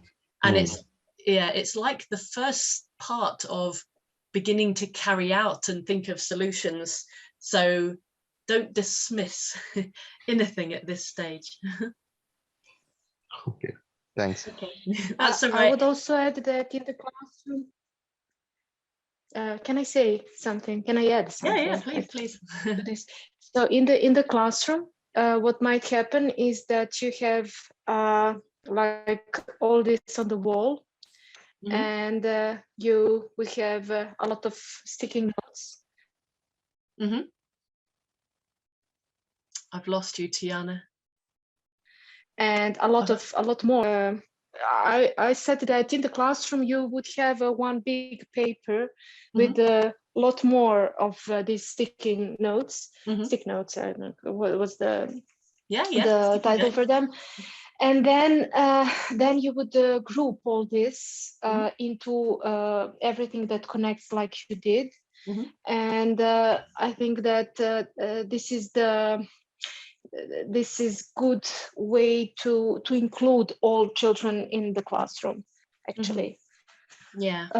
I mean, group them and try to connect those who, you know, always someone has idea which he or she promotes more. So maybe in this way they're going to be to behave like a group.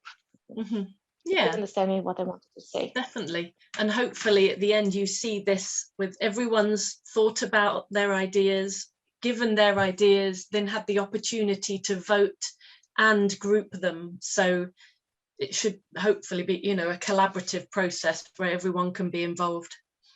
Yeah, thanks. Yes, Tiana. and always involve these leftovers, so to say, like these leftovers that nothing, so also to connect it somehow, so everyone included. Yeah. Okay. Right. We're going to have a little break now.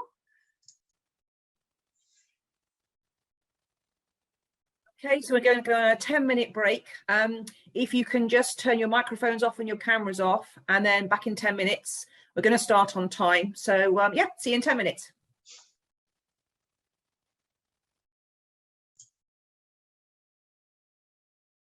Hi everyone, welcome back. I hope you had some nice discussions about that activity.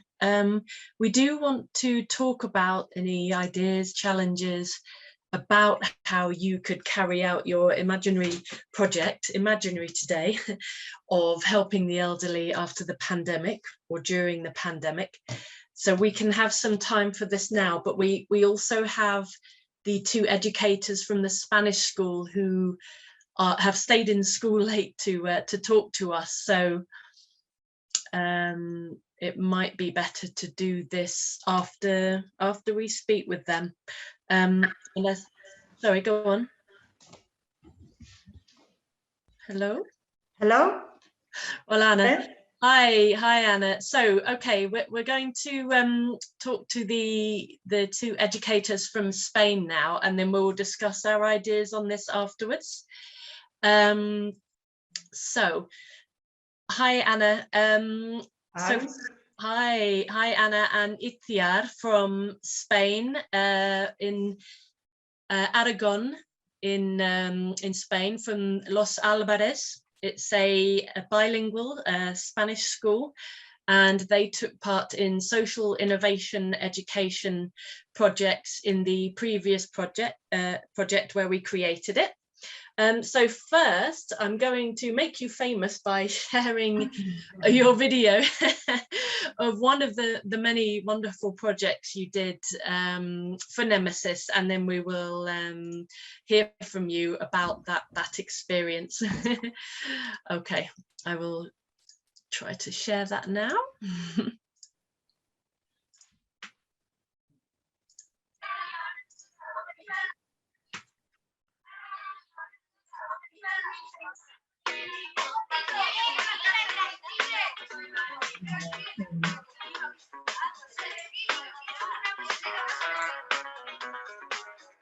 Una de las cosas más importantes es que el colegio se está dando a conocer a muchas entidades externas al centro y están viniendo a colaborar encantados.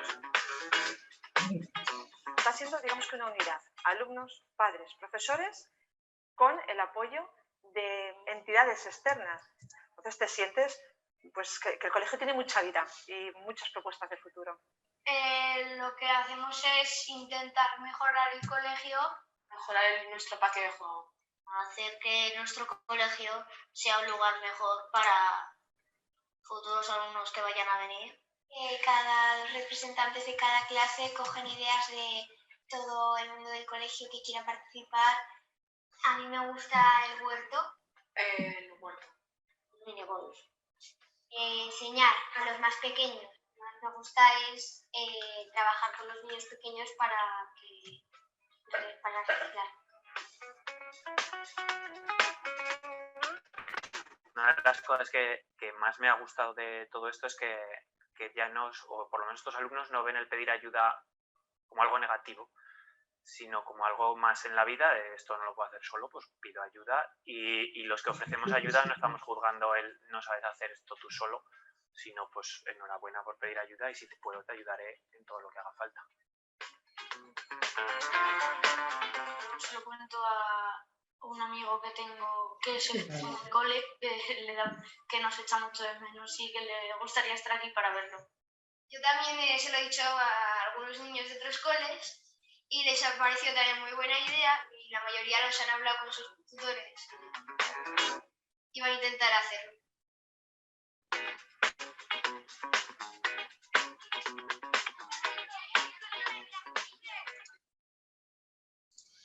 So fantastic video about a fantastic project. Thank you. Anna is the school leader of the Los Albares, and Itziar is a teacher there, and they began working on this project in 2017.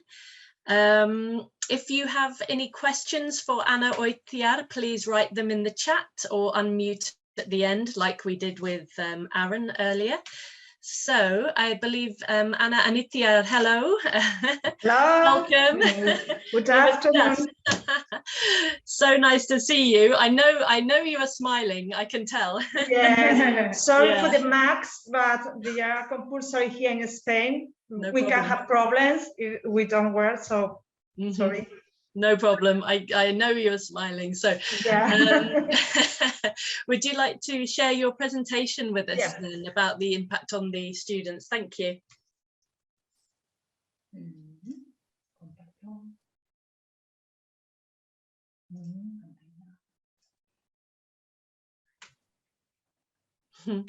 Okay. Yeah, I can see it.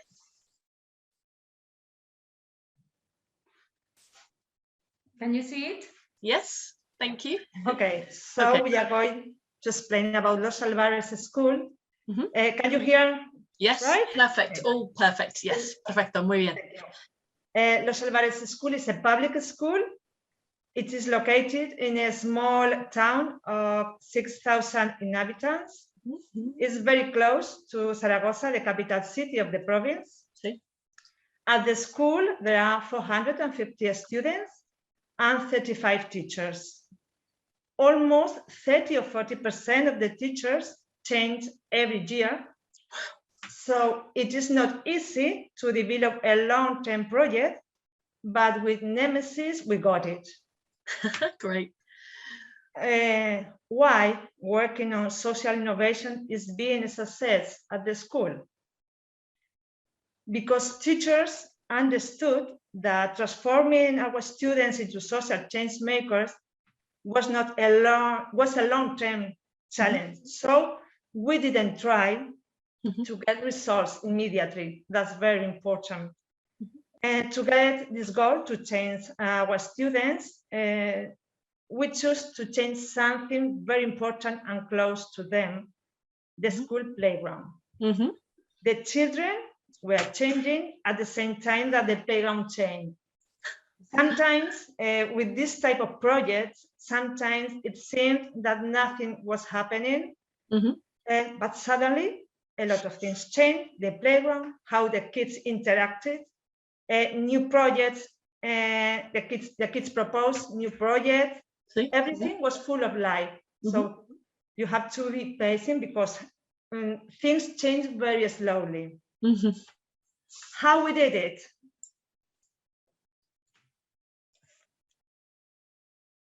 We had to engage the whole school community, students, teachers, families, and municipality. How did we engage the students, giving them the power of the project? They were the leaders. We asked them what they wanted to change, how they wanted to do it, what they needed to do it, and if they needed help. For choosing what they wanted to help, we use Opera. It's a very, very useful. We are using Opera for a lot of things from then. We did it in 2017. So 5 years ago, we started with the project. And Opera is a very interesting material for taking decisions at the school, not only for this project, but for teachers. Yeah. Okay. Once they have decided what they wanted to do and how, let students do it. That's very important. They will make a lot of mistakes, but mistakes are part of the process of learning. They have to learn to find solutions. Learning to be resilient is also part of this the learning process. Sometimes teachers forget about this, that mistakes are part of learning. To keep the students engaged, they have to feel they are very important. They have to be given some responsibilities within the school. So we decided to choose 2 students from each group, a boy and a girl, and the other representatives. They have weekly meetings with the teacher, the coordinator of the project, and the head teacher with me. They are responsible for bringing into these meetings their classmate ideas, and they are also responsible for giving the feedback to their classmates. After the meetings, they have to inform their classmates what we have talked in these meetings. And something we discovered last year that could seem unimportant for us, but for them is being very important, is that we give to the representatives a cardboard suitcase with a set of material, a tablet, a notebook, pens, and everything about the project is safe in that suitcase. Then they come to the meetings with their suitcases and they feel they are being part of a very important meeting. It's just a very simple thing, but for them is their nemesis suitcase, they call it. Nice. And the most important thing of this type of project is that they have to feel that what they are doing is what they have decided to do, not what the teachers or the families have told them to do. Yeah. This project, the social innovation project, goes on in the afternoon when the lesson finishes at the school. And about 10 students of the 6th grade come back to the school 3 days a week in the afternoon. Lesson finishes at 2, they go to their home, they have lunch, and in the afternoon at 3:30, they come back to the school. They organize what we have to do, they prepare the materials, and they ask for help when they need it. They write letters asking for help to the different agents of the society. They write letters to factories, to staff, to painters, to the municipality. In this afternoon meetings, they organize everything. We are there and we do what they ask teachers and families to do. And once the pupils are engaged, they are responsible for engaging the other parts of the community, families, teachers, and municipality. Students ask their families to come to be part of the collab. Families find being part of the collab, find a different way of being in contact with the school and with their kids, because they work as equals. And this idea is something families have repeated us once and again, that working with their kids in this project, they are working as equals and they have a different relation. They know their kids in a different way, and also they know the school in a different way. Yeah. During these 4 years, we have checked that students are very persistent in their groups, asking the teacher for time to talk about the project. We have had some teachers who were reluctant to be part of the project. But finally, they had to surrender to their kids' insistence. Some teachers consider this project as something extracurricular. Now for tomorrow, we will talk tomorrow, but they insist and insist. And from the last year, all the teachers at the school have developed social innovation projects with their groups. This year, the project is part of the schedule and is one of the most important projects in the school. And to engage the municipality, the students are also responsible for writing the letters asking for help. The mayor listens to students with more attention than others, so it's the best way to get help from the municipality when the students write handwriting letters, no emails. They send a handwritten letter, a post letter, a mail post letter, and we have apps. If the students have apps, they get it. Yeah. But not only the students are responsible for keeping the project alive. The school as institution has things to do with families.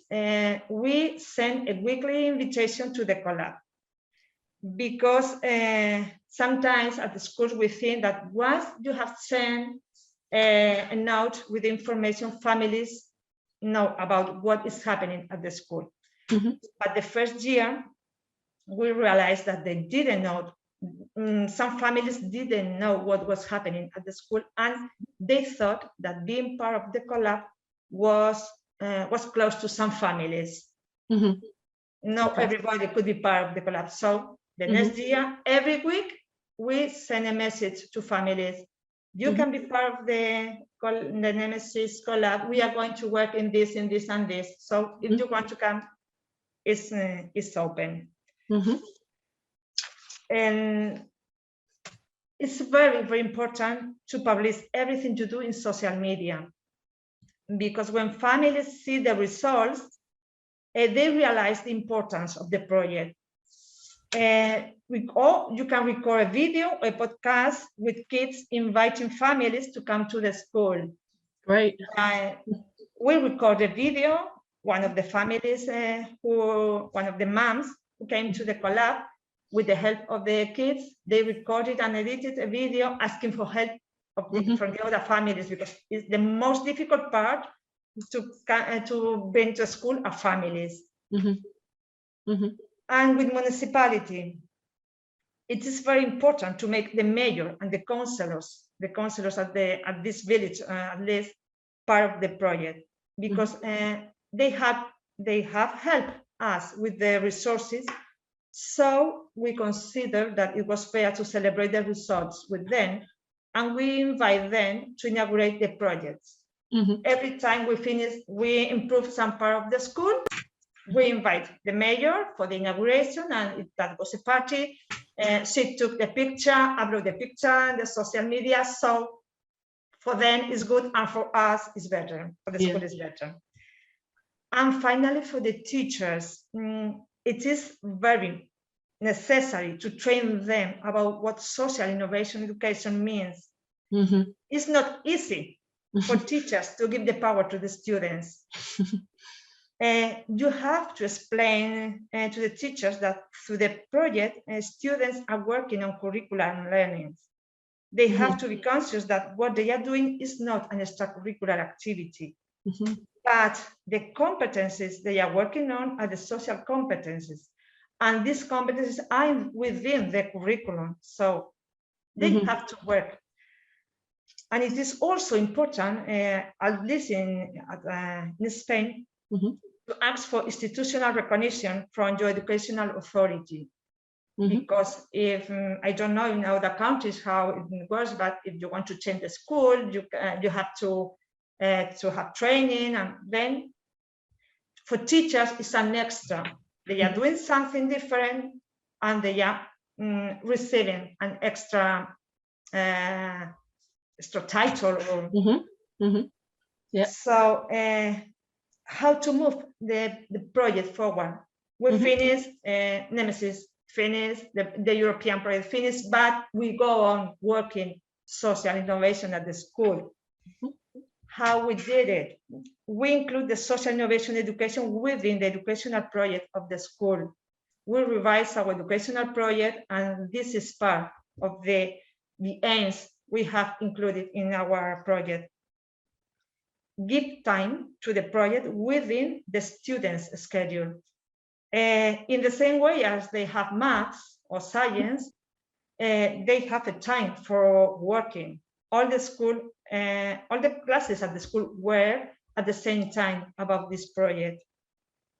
Name a teacher as coordinator. I have been the coordinator for some years, but last year, a teacher who voted against being part of this project, in part of the the Nemesis project, she voted against Nemesis project when we had to vote teacher staff.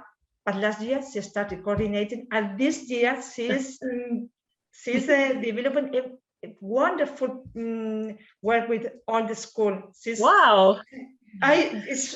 She spent the weekends phoning me, and I have thought that we could, and we fantastic. Incredible, yeah. But in Spain we have 3 persons in the management team. You have to name a coordinator, but it's very important that the management team at the school is also part of the project. We have to be there. because for teachers and for the kids and for families, they feel that if the team management is there being very active, it's because the project, what you are doing is very important. So the teacher now is the leader, she's coordinating the teachers, but we are there, the three of us. I understand. And of course, don't forget to explain the project to the new teachers. We have a lot of new teachers every year. And we have the experience of some new teachers trying to solve the problems for the students instead of letting them try to find the solution. Yeah. And they had to make a phone call, and I saw the teacher phoning the museum. Why are you phoning? Because they don't know how to ask. Let them phone and make mistakes. They will learn how to phone later. Yeah. Better later. One of the things the teachers pointed out the first day of the project was that they never believed students could be so autonomous and responsible. This is something they have to live to believe it can be true. Yeah. It was very difficult for us to let students moving freely in the corridors, go up, go down, go to the library. Now the students are free to go from one place to the other of the school and doing things by themselves. And finally, keep an eye on the development to make sure that pupils continue being the leaders. Sometimes teachers are in a hurry. We want to finish the project because we want to see the material results, forgetting that the results of this project are not what we can see, but what the kids have learned, the competencies they have acquired. Because come on quickly, I paste, I finish, I cut, and so the project is fantastic, it's wonderful for the picture, but that's not the end. The end is what they are learning while they are developing this project. Sometimes the project is you have to start again because the result is not what you were looking for, but that's not the problem. They have learned a lot of things along the project. So this is what we are doing.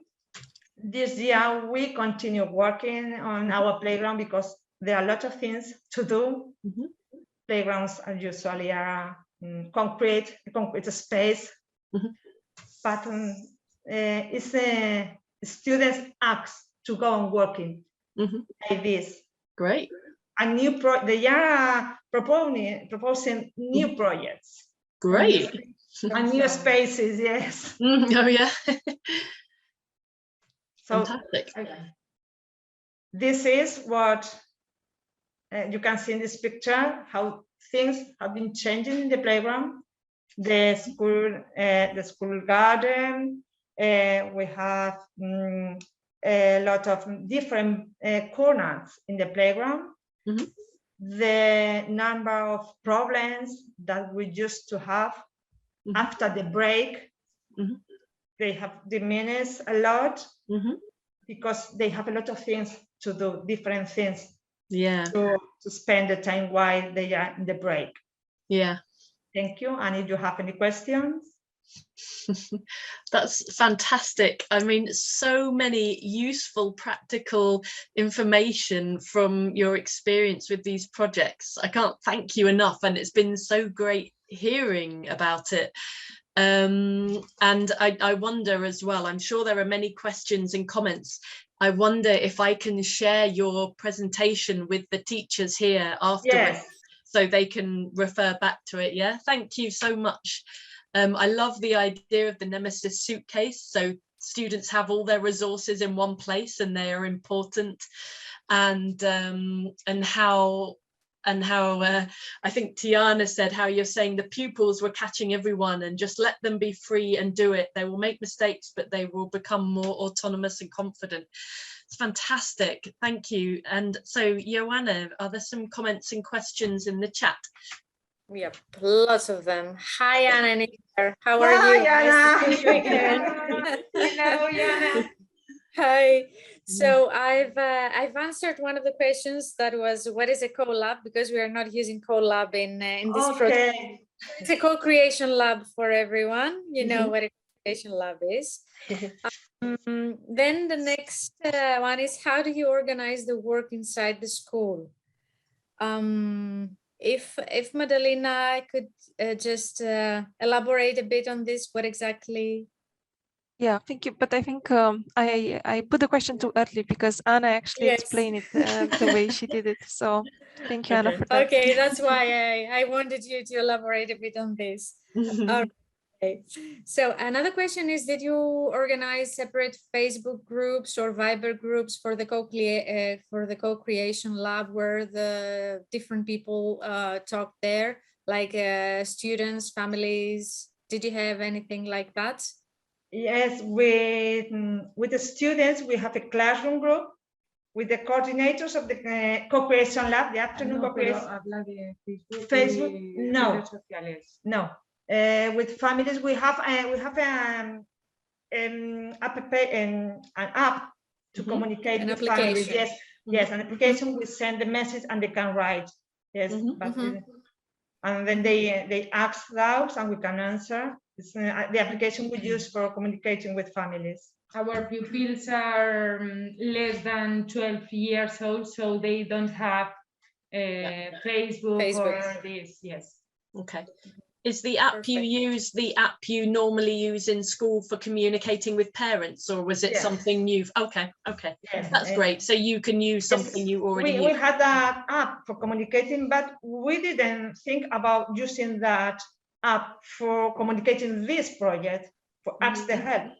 When we realized that they didn't have enough information is when we decided to insist every week, and the result was good because a lot of families came last year. COVID didn't stop us. We started in November with the co-creation labs in the afternoon because families and kids insisted, we're not going to come back to work with you. And in November, we decided to come back with all the maps, with the distance, but projects went on. Well done. Well done. Yes, you've managed well. Yes.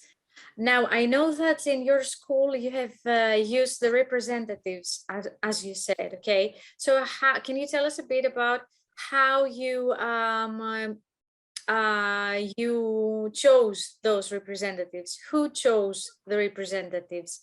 Was it or the kids? They are volunteers. They have to be volunteers because the meetings are in the break. So one day, they don't go out to the break and they come to the meetings. And they have to be a boy and a girl. Even between the volunteers, we choose a boy and a girl. But it has to be volunteer because they can't go. The day we have the meeting, they can go to the break.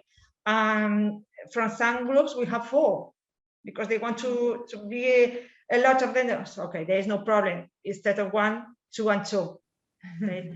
It's exactly. If the students don't want, they don't come. It's something volunteer.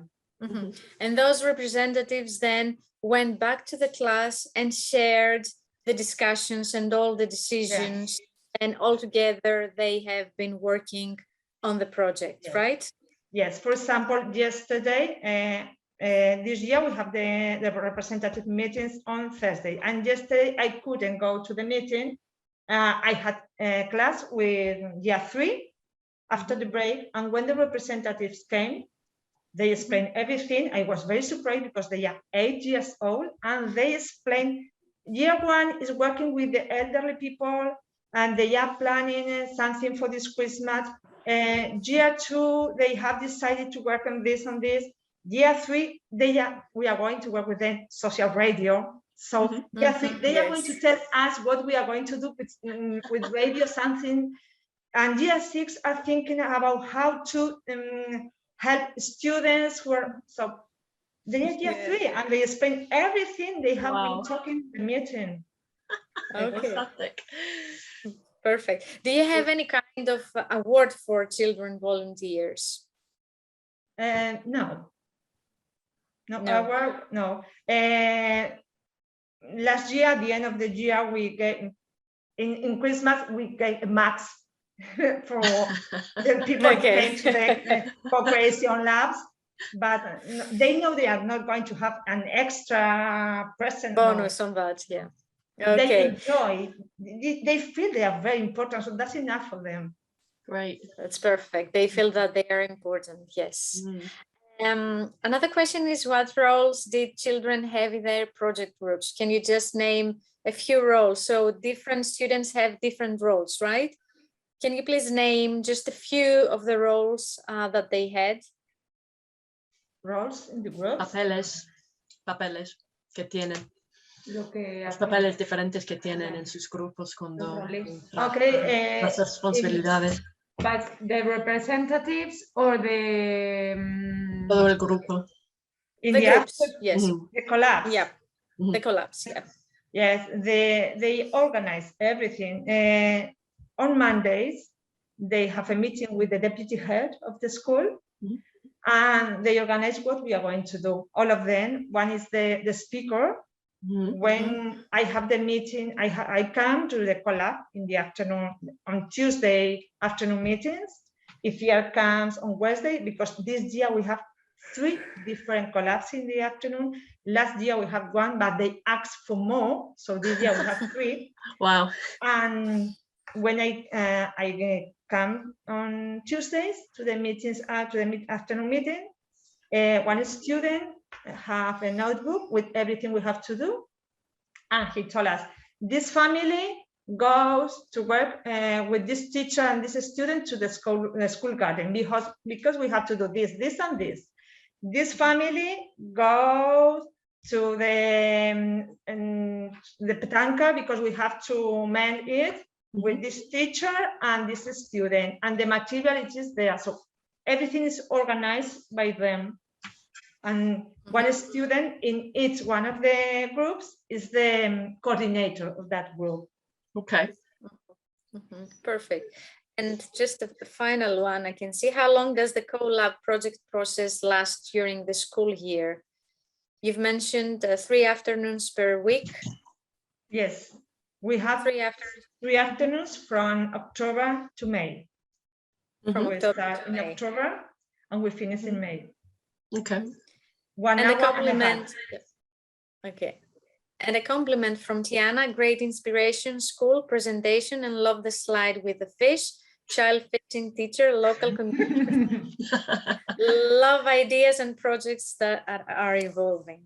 Yes, last year I remember a teacher who didn't like the project, and students came several times to tell me, but this teacher doesn't allow us to tell what we want to inform about the meeting, and she never finds a moment.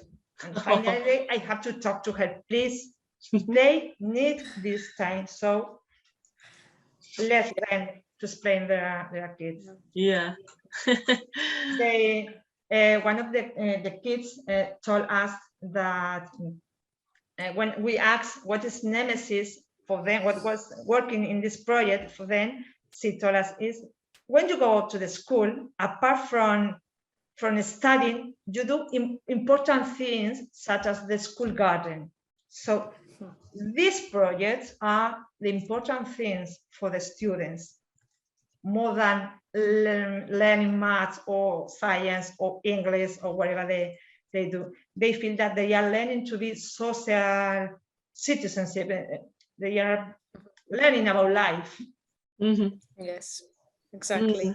I agree. I thought it was really important what you said as well about how teachers said, oh, it's extra to the curriculum, but it's not. In fact, they're drawing everything they already do and are learning and are actually doing it in real life. So that's a really good when point. we started Nemesis, a new curriculum was coming in Spain, and next year a new curriculum is coming again. So. But in the new curriculum, social innovation has been included. Ah, good. Yeah. Great. So you are ahead. Yeah. Yeah. Are there any? Oh, keep going, Joanna. Yeah, I've just okay. Our community project's usual thing in Spain. they have already solidar culture.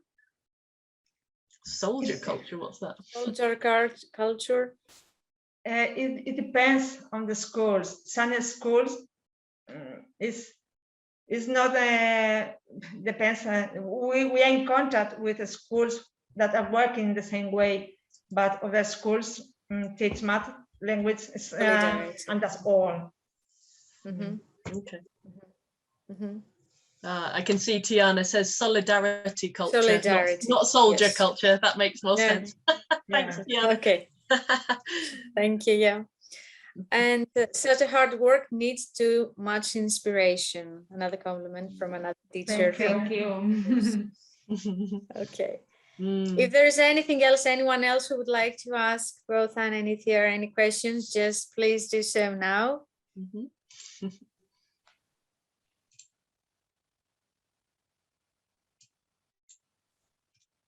Nothing, so okay.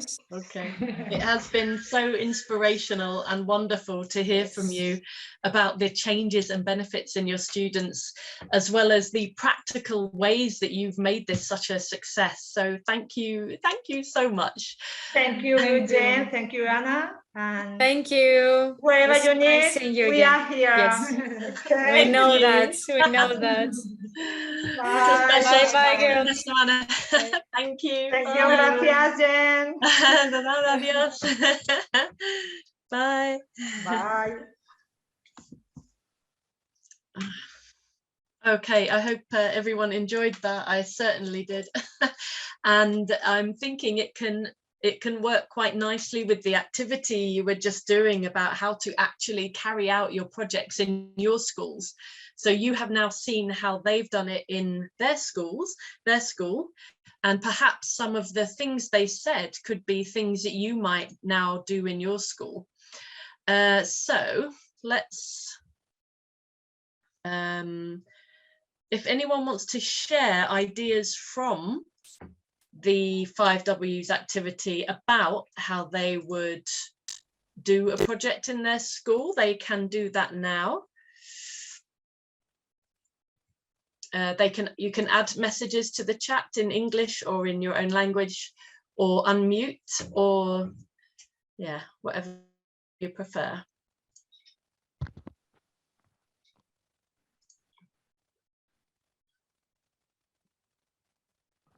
May I share something again? Please, Christoph. Please. No, I mean, it was just one of the things that we were discussing, and I mean, there was the idea about helping the elderly, and because I mean, we are at the times of COVID, and one of the we were thinking the difficulties that such a project would entail, and I mean, thinking the difficulties and how to move beyond them, because at least in Cyprus we are not allowed to come into contact with the elderly. So like one of them, I mean, so the what was helping the elderly. Okay, why? There were various ideas, like obviously it was the issue of loneliness for the elderly, issue of mental health, physical health sometimes, being secluded from society often. Then we talked a bit about where, and we talked about like the elderly home, but then we don't have access to it because of COVID regulations. Another teacher mentioned that, I mean, there are also a lot of elderly that live by themselves in their houses, but still because of the of COVID measures, you cannot actually come into contact with them. There is always this danger. And one of the teachers mentioned that they started doing something like this, but they had to stop it last year because of measures, like trying to help the elderly. So it is something that that we were thinking ways to move beyond it. So like how to come up with a project that you don't actually come into contact with the elderly, which it's difficult, you know, perhaps like, I don't know, buy them, like as somebody mentioned, buy them groceries once every 2 weeks or something like that, or like ways to help the elderly, like to move beyond it. And it's difficult. It was difficult because COVID made it a bit difficult, more complex, I would say. I don't know. Yeah. Like I'm interested to hear what others discussed in other groups, because I mean, as a project is nice, but its implementation would face quite a lot of difficulties now. That's what I would say. Yeah, and I think it's really good to, like you say, to think of the difficulties and move past them, because this would be such good kind of creative problem solving for children to think of ways to address that. So in one of the UK primary schools, so there are only 10 years old children, they made videos of like exercise videos, and they gave them to the people who worked in the residential home for elderly people, and they showed them to the people in there, so they could be active. So that was one idea, that you know, the children had to overcome the barriers of not physically being able to be there. But yes, like Christos said, let's hear what other people were thinking of.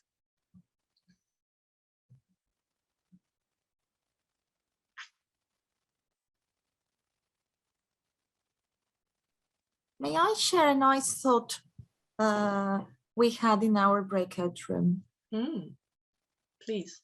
So we discussed about the reasons why we should have such a project with children, and what one of our participants came up with was the idea of developing a kind of synesthesia, a kind of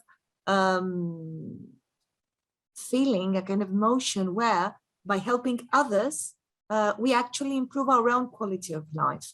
And I found that very inspiring. I don't know. Yeah, I agree. Really looking at it from a different way. I also added that we start from the very close family to us, because I ask children, how you help your grandma? Good idea. My grandma helps me. So it's trying to change their idea, turn it round. Cyprus, you can find even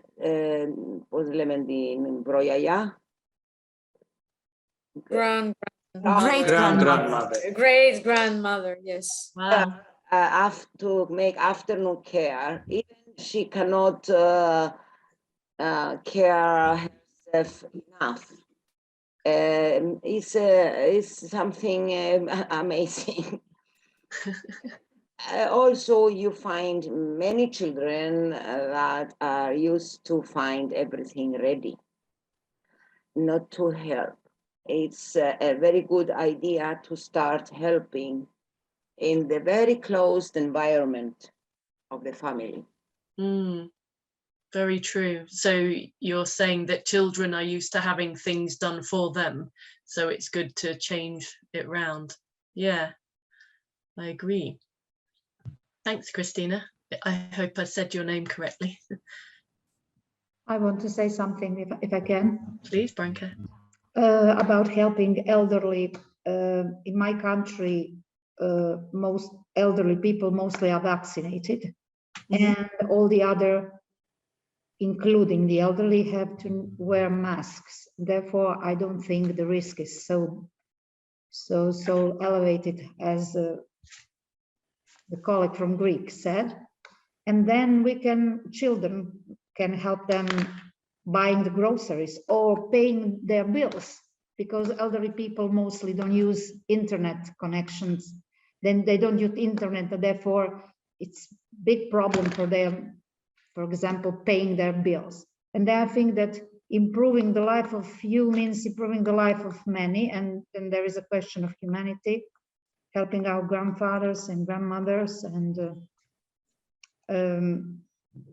we can start with our own families. For example, in my country, many young people went in Germany or other country to work, and they left their parents and grandparents behind. And now with Corona, their contacts are really limited. and they can hardly come and visit them. So we can start with our classes. I'm working in high school almost 30 years. We can divide classes in groups. Every group, every week could visit some elderly people from their neighborhood. I want to repeat that they are mostly vaccinated and we all wear masks.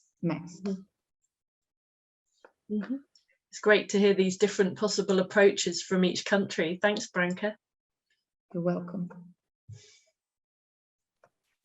And if you allow me, Jen, to jump in and just mention something in this context. Yeah, I guess in many occasions, some people saw these restrictions because of COVID as an excuse to cut their already limited interactions with elder people. And from my experience, I can say that even a 2 minutes phone call with my grandma, she can make her day. So it's not so much a matter of going to the house and visit. For example, in a school project like this, even if students identify those elder people in their area and just make a phone call to them or go outside the house and say, we are here if you want something, it might be very precious, just this gesture in terms of not having too much interaction because of the risk with the virus, etc. So wherever there is a will, there is a way, I guess. That's the message we can maybe keep from this case study. Very nice.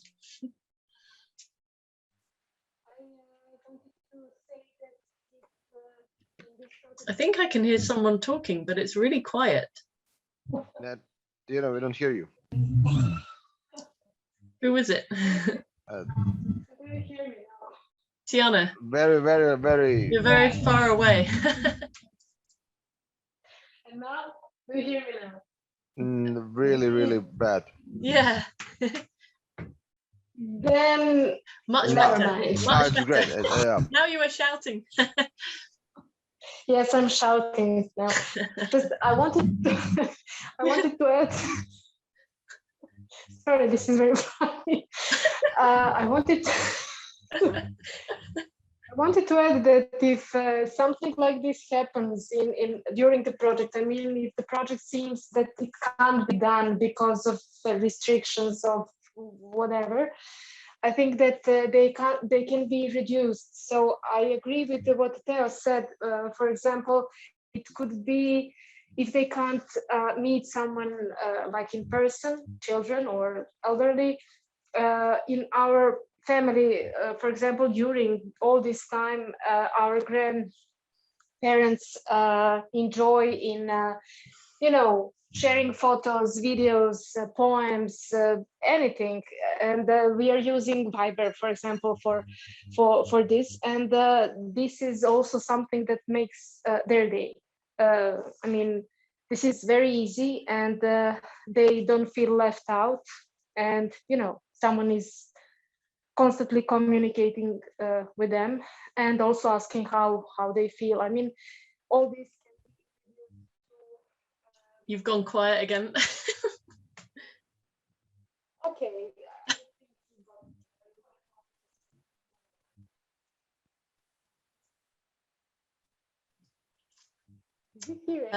But I agree with what we you are were losing saying. you in translation. Yeah, I'm sure I agree. We all agree with what you're saying now, even though we can't hear you.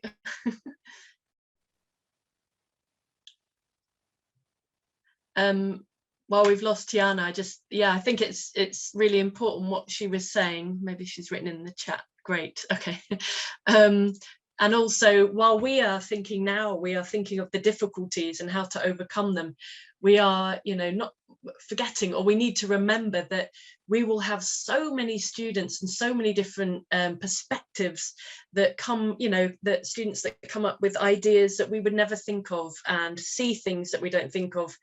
So we don't worry so much about difficulties at the moment, because I think all the different creative problem solving and solutions and ideas and imagination of the various people that will be involved will help see ways around them. Okay, we're going to move on unless anyone has anything else to share. So the next activity is 1, 2, 3 action, another one from the Change Shaping Schools Activity Bank. Katrina? Okay, so this basically helps us take our project further. So we've done the 5 W's, and now this activity is going to help us shape it even further. So it's called, as Jen says, 1, 2, 3 action. What do we need to make our idea happen? So we take the list of things that you've written down from the 5W activity. And to achieve each thing on the list, you need to decide, 1, have you already got the skills, people, and resources needed? 2, do you know someone who has these skills that you need? And 3, do you need to find someone who has the skills needed?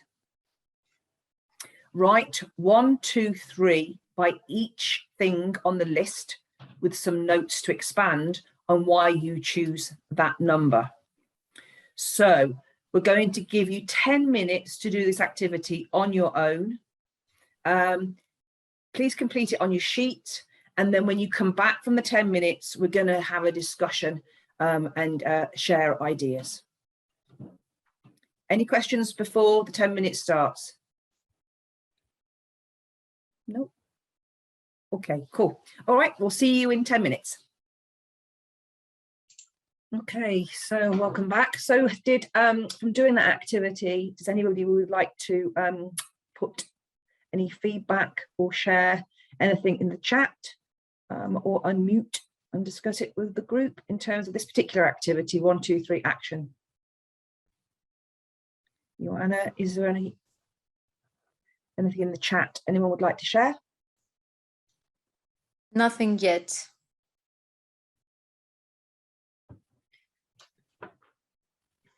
I think it was interesting to hear that what Anna and Ittiar said about the children contacting people being more powerful, but not only that, but the letters were more worked better than an email. I didn't think that would I didn't think they would work better. So that could be one way that you that people try to get resources. Might be different in different countries, obviously, I'm not sure. Yeah, to recruit parents as well and to communicate with parents. I thought that was really good as well. So yeah, using their existing school channels, that's a really good use of resources. In the project that we did, the school put the information in the school newsletter, so that was also another way. So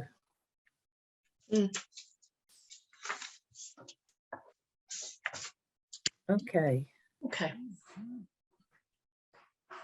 Oh, is there? Sorry. Okay, so we're going to move on then, and this is now you've got some time to think on your own, and we're going to discuss this as a group, so we're not going to go into breakout rooms, but this is where on page 10 of your welcome pack there's the lab planner, and we're now going to focus on stage 4, as that's the stage we've just done. We've written in the activities what we've just done, so you have a ready-made plan for when you train others or do this in school. Make notes on how you could do this in school and think about the activities that might work with your colleagues and students. So you're now going to have the opportunity to discuss with all of us in a group your ideas. In the chat, there's the welcome pack should you need that. And we're going to have 10 minutes now basically discussing stage 4. So if you'd like to put your ideas in the chat, or if you'd like to unmute and feel free to discuss with the rest of the group.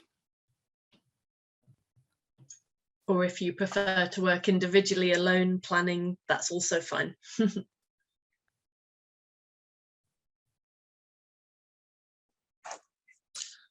Actually, if I can mention to teachers that those pages are the guidelines, how to implement everything that we are speaking about these 2 days in your classroom. This is actually the map, if I can say like this, how you can implement stage by stage, phase by phase for the first part, which is the preparation phase, and the implementation phase, the second part. How to exactly follow the guidelines and implement your this methodology in your school. Of course, this is not a gospel to follow exactly as is there, but of course you can adapt it in your context. But in general, these are the guidelines and the tutorial, I can say, for how to implement social innovation education in your classroom. As long as you understand this, as long as you prepare yourself through the preparation phase and read the material that we are going to provide to you in your national languages also until the end of the year, you will be able to go to your classroom and actually implement the projects in the same line that you saw already doing, they did already, and they currently also doing in Spain, in Portugal, and in the other countries that they have already implemented and tested this social innovation education model. Is it okay if we share ideas now, or should we wait for 10 minutes? I'm happy for people to share ideas whenever. What do other people think? Yeah, if anyone has anything to add, just please add that in the chat, or just unmute yourself and just tell us what you feel, what you think.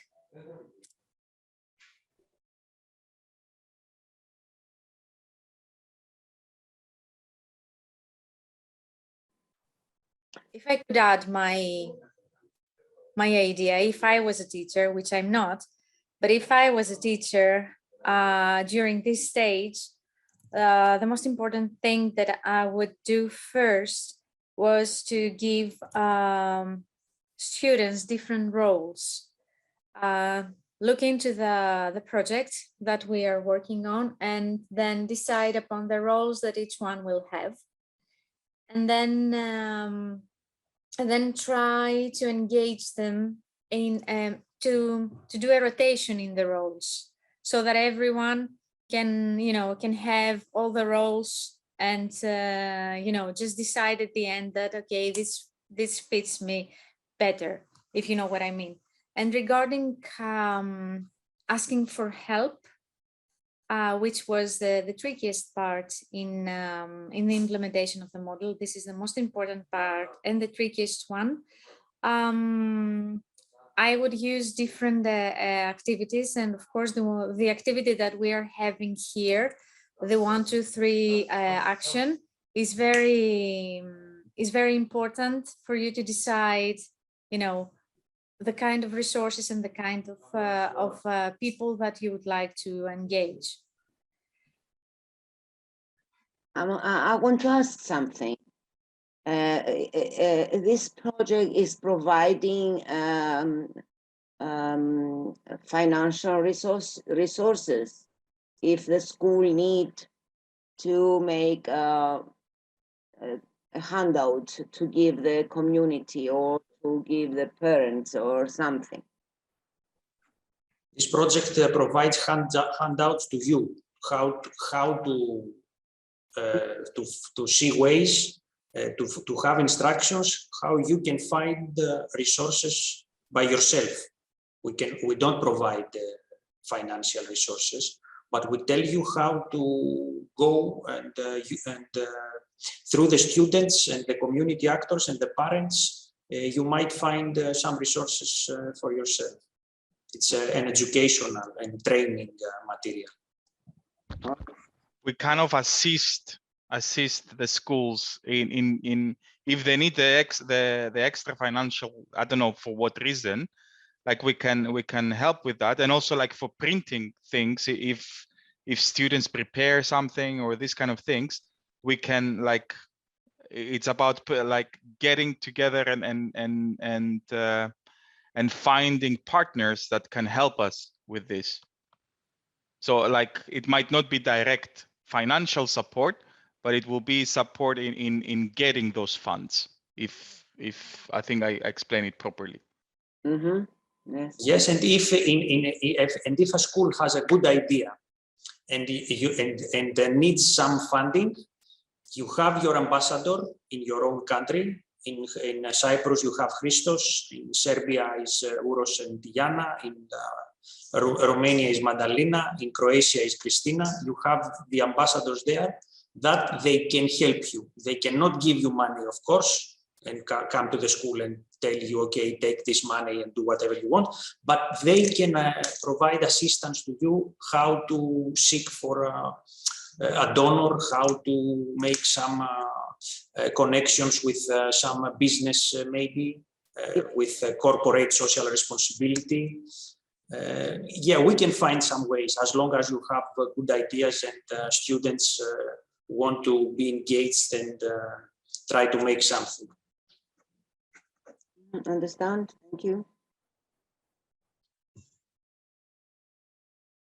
So we're now going to move on to the final stage, which is stage 5, reflection and evaluation. So this is the final stage of the co-creation lab, and it's the reflection section, and it has a twofold scope. First, it will allow participants to reflect on their experience and analyse how and in what ways their process changes them. And second, the feedback from participants will allow the facilitator and project partners to evaluate the impact that the co-creation lab has on its participants. Great. So we're just going to do one short activity for reflection, and this stage can be used to reflect on your project when it's finished, or it can be used to reflect on your project while it's happening to help you advance your project. Of course, we haven't actually done a project today, so we're going to use this to evaluate the training because we really want to know from you what you want to see from future training, things that you liked, and whether that's future training from us in the UK and Greece, we're remote, or the local country partners that Teo just reminded us about that are all here today to help you. So you need a pen or pencil and paper, because you are going to draw around your hand like this, like in the photo. And think about the training, and please write down in your own language the following. So for your thumb, something that has gone well, something you liked, enjoyed. Your index finger, point something out. Your middle finger, something that you didn't like or want to change. Your ring finger, something you love, something you loved. And your little finger, something you'll remember. So I think on any of these fingers, this will give us information about what you want from future support from us. Please write it in your own language and take a photo and send it to your country partner. They're going to put their email addresses in the chat, so you can do this now, or you can reply to the email I send after the training, because their email addresses are in there. Okay. Okay, you've got about 5 to 8 minutes to do May that. May I ask, referring to our education? Just the training today, the 2 days training that you, okay. sorry, yes, not your training, this training. This training, okay. Yeah, this social innovation education training. Okay. Thanks, Branka. Just to mention, Jen, like this is something that students would do, like for their projects, and we're just trying to do this like as we are taking the role of students, basically. We are. But we are applying it, like trying to hear also about kind of like what went right, what went wrong with the training, this 2 days training that we organized. Just to clarify. Thanks, Christos. Yeah, because we don't have a project to reflect on, so we thought it would be very useful information for us if you can reflect on the training, and that can help us provide you with training that you want in the future, training and support. Okay, I'm going to mute, but I'm still here if you need anything. So you have 8 minutes to do this. If you can send the photo now, fantastic. If not, reply to the email I send after the training. Thank you. Jen, sorry, I think we can do it 5 for everyone. It's not so demanding. No, 5 minutes. What, sorry? Yeah, sure. Five minutes. That's fine. Yeah. If it's okay for the teachers also, 5 minutes. Yeah. If you don't finish it now, you can finish it afterwards and send a photo. you can. Yeah. Of course. Thanks. Okay, 5 minutes. Okay, everyone, I think that's 5 minutes. Please send us the photo to your project partner, your country partner. They will put it into English so that we can understand it and create training to support you as you run your social innovation education projects in school. Right, I'm going to give the floor to my colleague, Theo, to talk to you about evaluation of your projects during the project.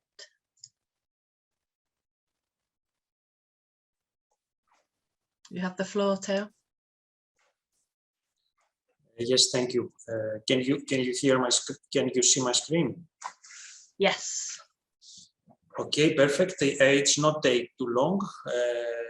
I'm gonna speak to you about the evaluation process of this project, where you are going to be a part of it, because as it's in the evaluation process in general,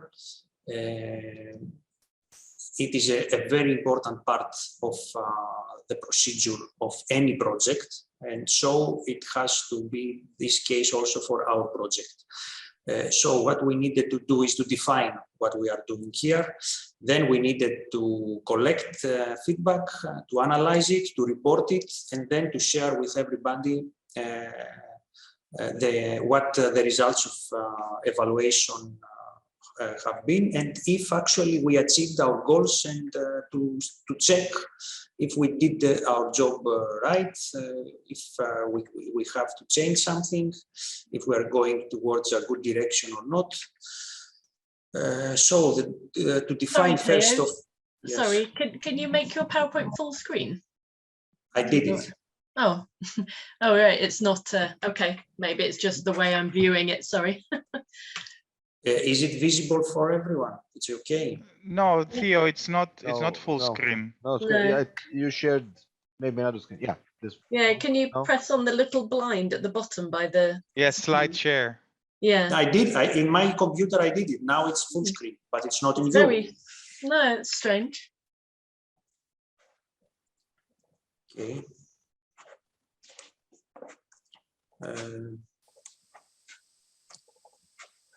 What about now? No, it's okay. Yes, perfect. Yeah, Thank you. It's okay. Okay. So what we needed to define what we are doing here. So the evaluation thing is to test and evaluate the social innovation education model in the schools. In this case, in your schools that you are going to implement this educational model. We are going to collect evaluation questionnaires from you, from the students, and hopefully from the parents and community actors that they are going to be involved in each project in your schools. Then we are going to analyze through a quantitative and qualitative analysis method the results. We are going to report everything through a report that we are going to develop. And then we are going to share with you all information from the feedback we received from each school in order to finalize this educational model.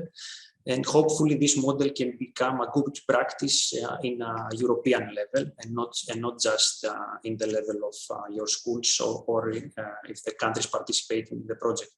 So what is going to be evaluated is the social innovation education model. You are going to be evaluated together with students, the main target group of this project. Hopefully, there are going to be also parents and community actors, as I mentioned before. The methodology to be followed, as I already said, is qualitative and quantitative analysis of some elements that we are going to ask from you to give us. There are going to be a pre and post evaluation questionnaires for the students in order to check how this process changed them. And particularly, we're going to check the social innovation education competencies that they have been already tested in the previous Nemesis project. And we are planning to do the same for this project as well. The purpose is to test and verify social innovation education model again in the context of your countries. Those 4 countries that participating in this project are new countries for the social innovation education model. So we need to see how the project will be implemented in your contexts. And why should I care about the results? You can ask yourself. You should care because the results might be helpful to provide a social innovation education model tested, verified, and finalized that you can use permanently in your school. Not every day, maybe, but very often in order to make your teaching experience and the learning experience of students better.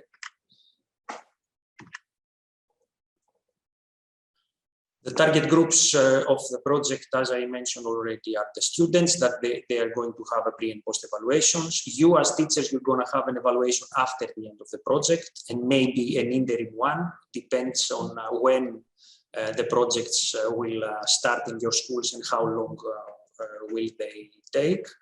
And parents and community actors again.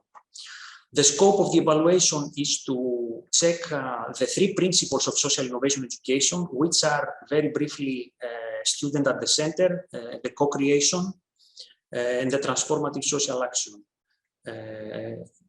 This will be practically will be done through the social and civic competencies that we are going to test if students after the implementation of the project have managed to get and do some of these competencies. And in practice, we have to check the effectiveness of the whole educational model that we give you in order to implement in your school. The final aim, of course, we should not forget this, is to transform schools into innovative learning communities, promoting common values for the students, for the teachers, for the local community, for everyone, through social action, participatory with the student at the center. The evaluation questionnaires will be given to students, teachers, again, parents and local community actors, and they will be, of course, available in all partners' languages. I need to mention also that there are going to be some focus groups at the end of the implementation phase with some of you, hopefully with all of you.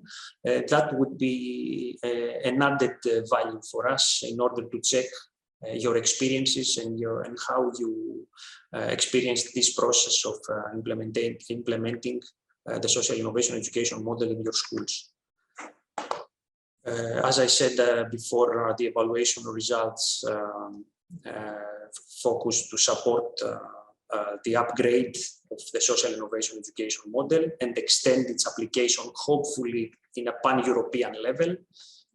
So the implementation in your school might have a good impact on implementing social innovation education in the future in more schools around Europe.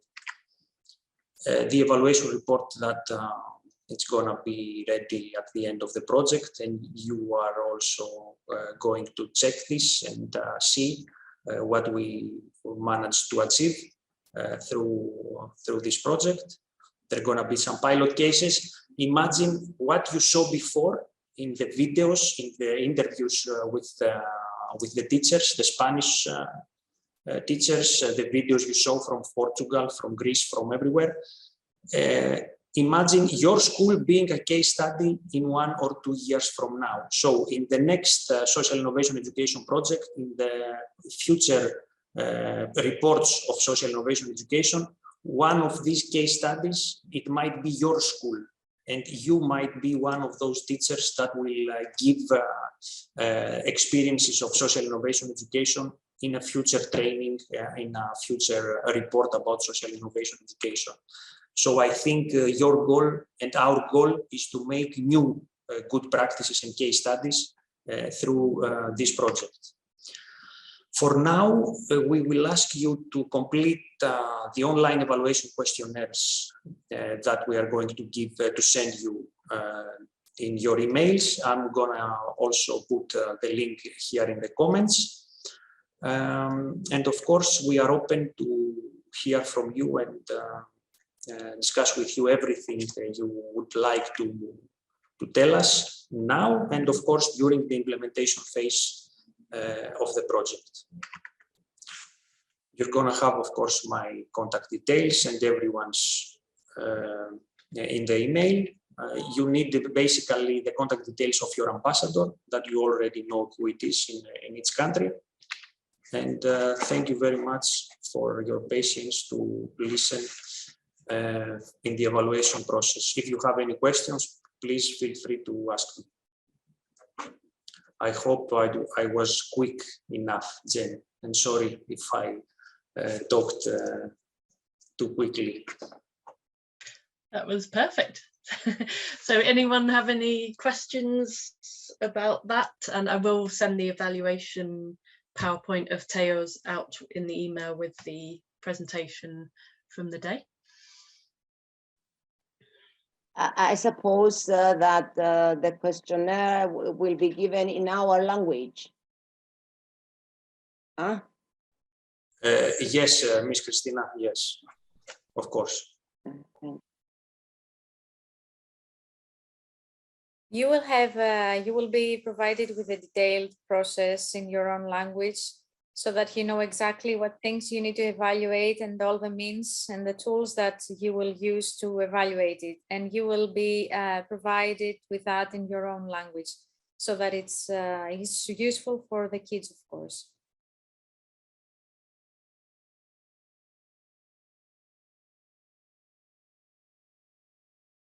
Any other question?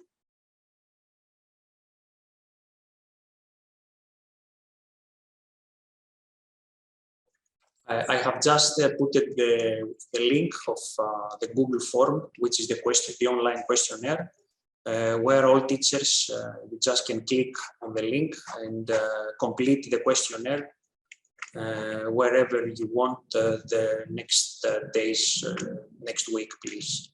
You're going to have the link also in the email we are going to send you with the certificate of attendance that we are going to prepare and send you next week.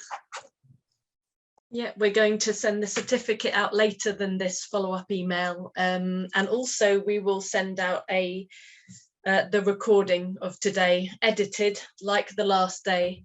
I think the last day 5 hours became 2 hours 45 because you can't see what's happening in the breakout rooms, so it will be shorter, and it's there if you need it or want to refer to it, or want to watch anything again.